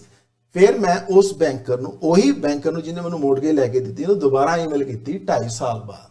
ਤਾਂ ਦੱਸੋ ਇਹਦੇ ਤੇ ਭਾਈ ਮੈਂ ਏਦਾਂ ਹੁਣ ਘਰ ਵੇਚ ਰਿਹਾ, ਮੇਰੇ ਕੋਲ ਬਾਇਰ ਹੈ, ਮੈਨੂੰ ਦੱਸੋ ਪੈਨਲਟੀ ਕੀ ਹੈ। ਉਸ ਭਾਈ ਦਾ ਜਵਾਬ ਹੁਣ ਆਇਆ।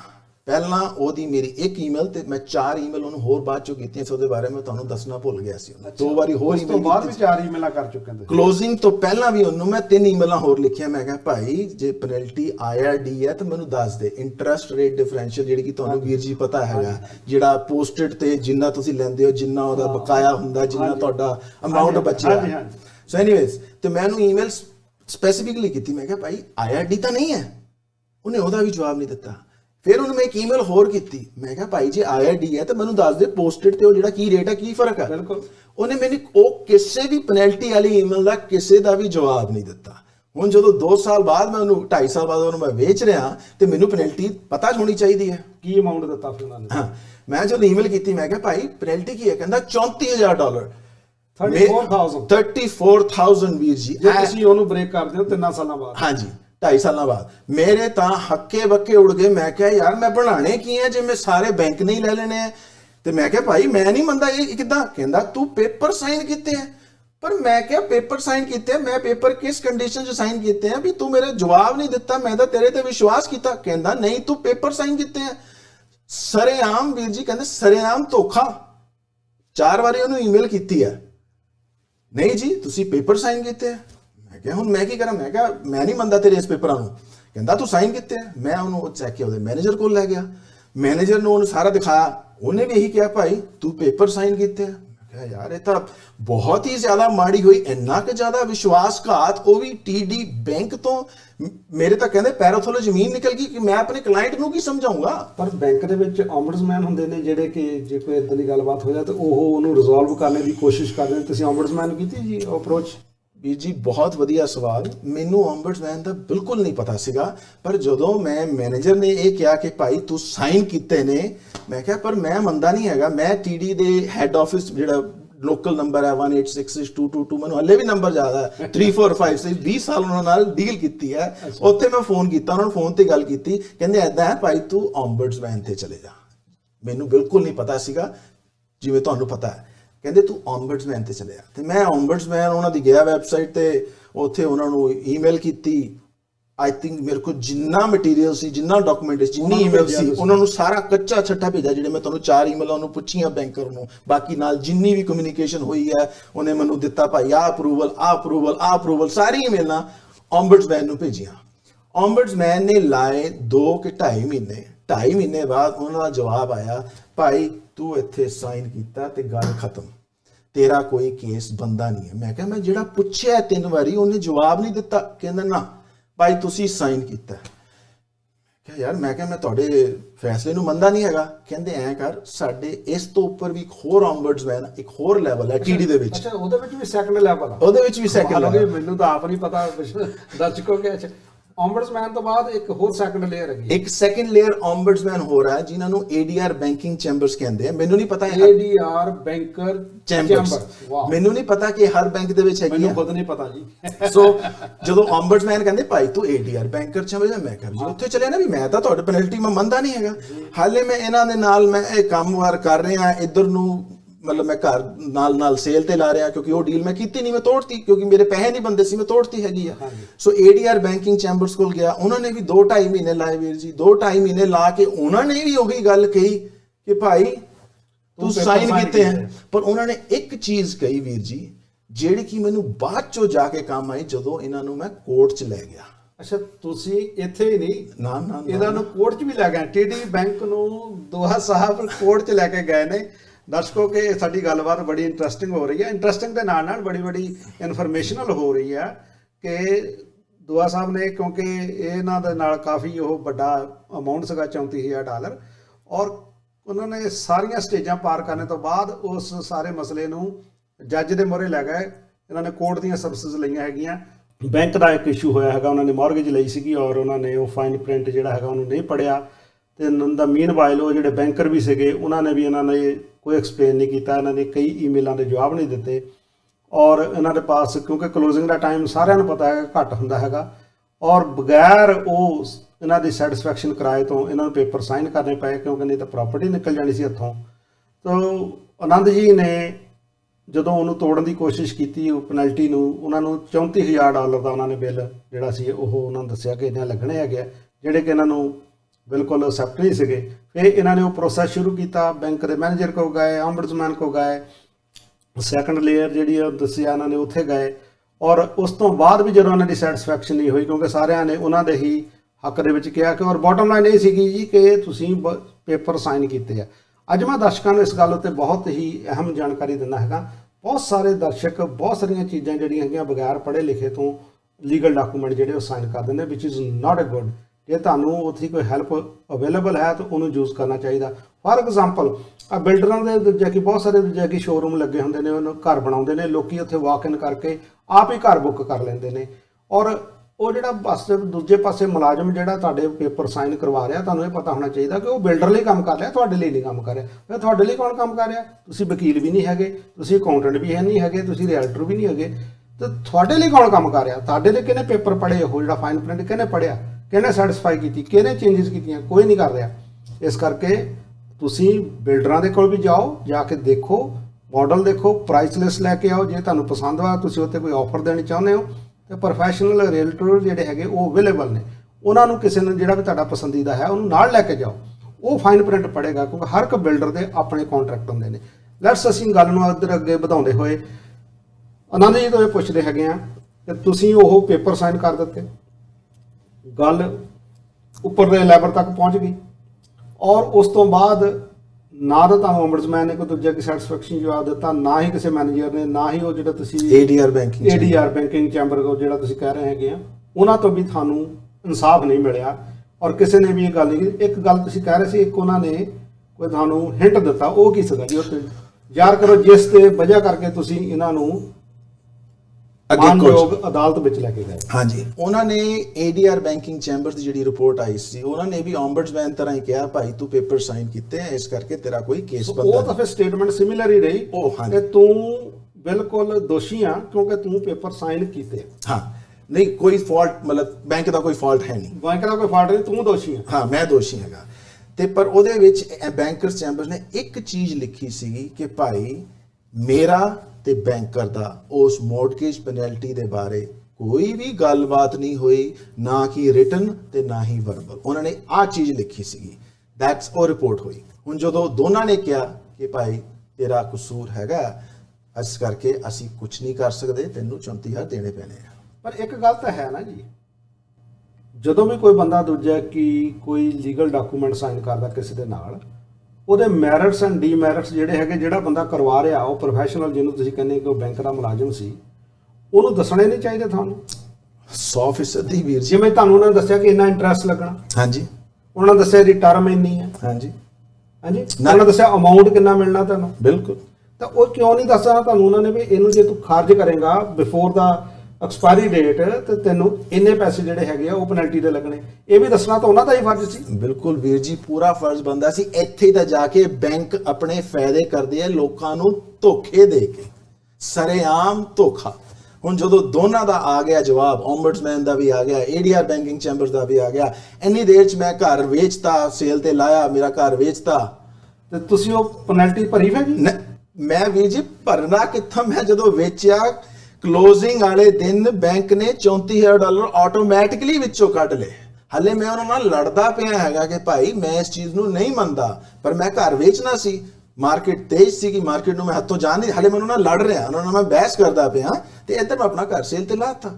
ਘਰ ਮੈਨੂੰ ਚੰਗੇ ਪ੍ਰਾਈਸ ਤੇ ਮਿਲ ਗਿਆ, ਫਿਰ ਵੀ ਜਦੋਂ ਘਰ ਵੇਖਿਆ 34,000 32,000 ਉਹਨਾਂ ਨੇ ਉਹ ਕੱਢ ਲਿਆ। ਤੇ ਮੈਂ ਹੈਰਾਨ ਆ, ਮੈਂ ਉਹਨਾਂ ਨਾਲ ਲੜ ਰਿਹਾ, ਭਾਈ ਤੁਸੀਂ ਕਿਉਂ ਕੱਢਿਆ? ਮੈਂ ਤੁਹਾਡੇ ਨਾਲ ਹਲੇ ਗੱਲ ਡਿਸਕਸ ਕਰ ਰਿਹਾ ਕਿ ਮੈਂ ਤੁਹਾਡੇ ਨਾਲ ਐਗਰੀ ਨਹੀਂ ਕਰਦਾ, ਪਰ ਉਹਨਾਂ ਨੇ ਕੱਢ ਲਿਆ। ਹੁਣ ਉਹਨਾਂ ਨੇ ਕੱਢ ਲਿਆ, ਹੁਣ ਮੈਂ ਕੀ ਕਰਾਂ? ਉਹ ਕਹਿੰਦੇ ਜੀ ADR ਬੈਂਕਿੰਗ ਚੈਂਬਰਸ ਵਾਲੇ, ਉਹਨਾਂ ਨੇ ਉਹ ਜਿਹੜੇ ਪੈਸੇ ਆ ਉਹ ਲਾਇਰ ਦੇ ਟਰਸਟ ਦੇ ਵਿੱਚ ਹੋਲਡ ਨਹੀਂ ਕਰਵਾਏ ਨਾ, ਉਹਨਾਂ ਨੇ ਪਹਿਲਾਂ ਹੀ ਮਤਲਬ ਪਹਿਲੇ ਪੈਸੇ ਉਹਨਾਂ ਨੇ ਘੱਟ ਦਿੱਤੇ ਮੇਰੇ ਲਾਇਰ ਨੂੰ। ਠੀਕ ਆ, ਪਤਾ ਨਹੀਂ ਕਿੱਦਾਂ, ਕਿਉਂ ਇਹ ਕਿੱਦਾਂ ਕਰ ਸਕਦੇ, ਇਸ ਬਾਰੇ ਮੈਂ ਕੁਝ ਕਹਿ ਨਹੀਂ ਸਕਦਾ ਹੈਗਾ। ਸੋ ਉਹਨਾਂ ਨੇ ਉਹ ਪੈਸੇ ਕੱਢ ਲਏ, ਤੇ ਮੈਂ ਹਲੇ ਇਹਨਾਂ ਨਾਲ ਬਹਿਸ ਕਰ ਰਿਹਾ, ਉਹਨਾਂ ਨੇ ਪੈਸੇ ਕੱਢ ਲਏ, ਤੇ ਮੈਂ ADR ਬੈਂਕਿੰਗ ਚੈਂਬਰਸ ਗਿਆ, ਮੈਂ ਤੁਹਾਡੇ ਫੈਸਲੇ ਨੂੰ ਮੈਂ ਮੰਨਦਾ ਨਹੀਂ ਹੈਗਾ। ਕਹਿੰਦੇ ਭਾਈ ਹੁਣ ਤੂੰ ਕੋਰਟ ਲੈ ਜਾ, ਤੇਰੇ ਕੋਲ ਹੋਰ ਕੋਈ ਚੁਆਇਸ ਹੈ ਨਹੀਂ ਹੈ, ਅਸੀਂ ਤਾਂ ਆਪਣੀ ਸਟੱਡੀ ਪੂਰੀ ਕਰ ਲਈ ਹੈ। ਉਹਨਾਂ ਨੇ ਮੈਨੂੰ ਆਪ ਕਿਹਾ ਭਾਈ ਤੂੰ ਕੋਰਟ ਚਲੇ ਜਾ। ਹੁਣ ਮੈਂ ਇੰਨੀ ਕੁ ਚੀਜ਼ ਪਿੱਛੇ ਕੋਰਟ ਨੂੰ ਲੈ ਕੇ ਜਾਵਾਂ, ਮੈਨੂੰ ਚੰਗਾ ਨਹੀਂ ਲੱਗਿਆ ਵੀ ਮੈਂ TD ਬੈਂਕ ਨੂੰ ਕਿਉਂ ਕੋਰਟ 'ਚ ਲੈ ਕੇ ਜਾਵਾਂ। ਤੇ ਮੈਂ ਇੱਧਰ ਉੱਧਰ ਥੋੜੀ ਸਰਚ ਕੀਤੀ ਤੇ ਪਤਾ ਚੱਲਿਆ ਵੀ TD ਕੈਨਰਾ ਟਰਸਟ ਦਾ ਜਿਹੜਾ ਆਪਣਾ ਪ੍ਰੈਜ਼ੀਡੈਂਟ ਹੈ, ਆਪਣਾ ਇੰਡੀਅਨ ਹੈ। ਮੈਂ ਕਿਹਾ ਚੱਲ ਇੰਡੀਅਨ ਮੇਰੀ ਗੱਲ ਸੁਣ ਲੂਗਾ, ਇੰਡੀਅਨ ਦੀ ਗੱਲ ਤਾਂ ਸੁਣ ਲੂਗਾ, ਮੈਂ ਤਾਂ ਗਲਤ ਤਾਂ ਬੋਲ ਨਹੀਂ ਰਿਹਾ ਹੈਗਾ, ਮੈਂ ਟਰਸਟ ਦੇ ਕੰਮ ਕਰਦਾ ਹੈਗਾ। ਮੈਂ ਉਹਦੀ ਈਮੇਲ ਲੱਭ ਨਹੀਂ ਸਕਦੇ ਤੁਸੀਂ ਕਿਸੇ ਵੀ ਵੱਡੇ ਕੰਪਨੀ ਦੇ, ਬੈਂਕ ਦੇ, ਕਿਸੇ ਵੀ ਫਾਈਨੈਂਸ਼ੀਅਲ ਇੰਸਟੀਟਿਊਸ਼ਨ CEO ਦੀ ਤੁਸੀਂ ਈਮੇਲ ਨਹੀਂ ਲੱਭ ਸਕਦੇ। ਮੈਂ ਕਿਉਂਕਿ IT 'ਚ ਸੀਗਾ 20-25 ਸਾਲ, ਉਹ ਥੋੜਾ ਜਿਹਾ ਦਿਮਾਗ ਰੱਬ ਨੇ ਜ਼ਿਆਦਾ ਦਿੱਤਾ, ਤੇ ਉਹ ਈਮੇਲ ਲੱਭੀ ਤੇ ਮੈਂ ਈਮੇਲ ਕੀਤੀ। ਹਫਤੇ 2 ਹਫਤੇ ਬਾਅਦ ਉਸ ਭਾਈ ਸਾਹਿਬ, ਸੌਰੀ ਮਿਸਟਰ ਭਾਰਤ ਮਸਰਾਨੀ, ਉਹਨਾਂ ਦਾ ਜਵਾਬ ਤਾਂ ਨਹੀਂ ਆਇਆ, ਪਰ ਉਹਨਾਂ ਦੇ ਈਮੇਲ ਤੋਂ ਉਹਨਾਂ ਦੇ ਆਫਿਸ 'ਚ ਕਿਸੇ ਹੋਰ ਇੰਡੀਅਨ ਦਾ ਜਵਾਬ ਆਇਆ ਕਿ ਭਾਈ ਤੂੰ ਇਹ ਸਾਰੇ ਕੰਮ ਕਰ ਚੁੱਕਾ ਹੈ, ਤੂੰ ਓਮਬਡਸਮੈਨ ਲਿਜਾ ਚੁੱਕਾ, ਤੂੰ ਆ ਚੁੱਕਾ, ਅਸੀਂ ਸਾਰਾ ਕੁਝ ਦੇਖ ਚੁੱਕੇ ਹਾਂ, ਇਹਦੇ 'ਚ ਸਾਡਾ ਕੋਈ ਕਸੂਰ ਨਹੀਂ, ਅੱਗੇ ਜਾ ਤੂੰ ਕੋਰਟ ਲੈ ਜਾ। ਸੋ ਉਹਨਾਂ ਨੇ ਕਸੂਰ ਤੇਰਾ ਹੀ ਹੈ ਜਿਹਨੇ ਪੇਪਰ ਸਾਈਨ ਕੀਤੇ ਬਗੈਰ ਪੜੇ ਵਿਸ਼ਵਾਸ ਤੇ। ਦਰਸ਼ਕੋ ਇਸ ਗੱਲ ਨੂੰ ਬਹੁਤ ਹੀ ਧਿਆਨ ਨਾਲ ਸੁਣੋ ਕਿ ਕਸੂਰਵਾਰ ਉਹ ਹੀ ਹੈ ਜਿਹਨੇ ਪੇਪਰ ਸਾਈਨ ਕੀਤੇ ਆ। ਅੱਜ ਅਪ ਟੂ ਦਿਸ ਸਟੇਜ, ਹੁਣ ਅੱਗੇ ਅਸੀਂ ਇਹਨਾਂ ਤੋਂ ਪੁੱਛਦੇ ਆਂ ਕਿ ਇਹ ਫਿਰ ਕੋਰਟ 'ਚ ਲੈ ਕੇ ਗਏ, ਉੱਥੇ ਕੀ ਹੋਇਆ ਜੀ? ਸੁਬੀਰ ਜੀ, ਜਦੋਂ ਮੈਂ ਭਾਰਤ ਮਸਰਾਨੀ ਨੇ ਵੀ ਕਹਿਤਾ ਇਨਡਾਇਰੈਕਟਲੀ ਆਪਣੇ ਬੰਦੇ ਦੇ ਥਰੂ ਕਿ ਭਾਈ ਸਾਡਾ ਕੁਝ ਫਾਲਟ ਨਹੀਂ ਹੈ, ਤੂੰ ਕੋਰਟ 'ਚ ਲੈ ਜਾ।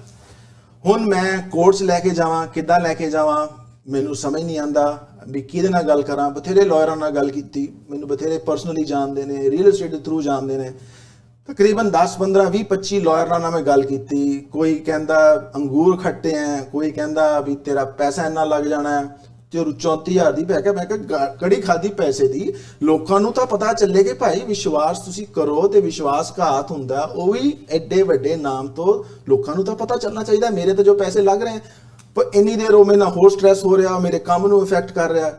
ਹੁਣ ਮੈਂ ਇੱਕ ਕੁਦਰਤੀ ਇੱਕ ਲਾਇਰ ਮੈਨੂੰ ਮਿਲ ਗਿਆ, ਪਤਾ ਨਹੀਂ ਕਿੱਦਾਂ ਰੱਬ ਨੇ ਮੇਰੀ ਝੋਲੀ 'ਚ ਆ ਕੇ ਇੱਕ ਲਾਇਰ ਸੁੱਟਿਆ, ਤੇ ਕਹਿੰਦਾ ਜੀ ਉਹਦੇ ਨਾਲ ਗੱਲ ਹੋਈ, ਤੇ ਉਸਨੇ ਦੇਖਿਆ, ਉਹਨੇ ਕੇਸ ਪੜ੍ਹਿਆ, ਕਹਿੰਦਾ ਭਾਜੀ ਤੇਰੇ ਕੇਸ 'ਚ ਤਾਂ ਜਾਨ ਹੈਗੀ ਹੈ। ਸੋ ਉਹਨੇ ਮੇਰੇ ਨਾਲ ਗੱਲ ਸਟਾਰਟ ਕੀਤੀ, ਅਸੀਂ ਕੇਸ ਕੋਰਟ 'ਚ ਸਬਮਿਟ ਕੀਤਾ। ਸਬਮਿਟ ਕਰਦੇ ਹੀ ਪਹਿਲਾਂ ਮੈਂ ਜਿਹੜਾ ਸਬਮਿਟ ਕੀਤਾ ਸੀ, ਮੈਂ ਡਾਇਰੈਕਟਲੀ ਕੀਤਾ ਸੀਗਾ। ਇਹ ਕਹਿੰਦਾ ਸੀ ਵੀ ਤੂੰ ਹੱਲੇ ਨਾ ਮੈਨੂੰ ਕਰ, ਵੀ ਤੇਰੇ ਐਵੇਂ ਖਰਚੇ ਜ਼ਿਆਦਾ ਲੱਗ ਜਾਣਗੇ, ਬਾਅਦ 'ਚ ਲੋੜ ਪਏਗੀ ਤਾਂ ਮੈਂ ਆ ਜਾਵਾਂਗਾ। ਸੋ ਮੈਂ ਡਾਇਰੈਕਟਲੀ ਸਬਮਿਟ ਕੀਤਾ।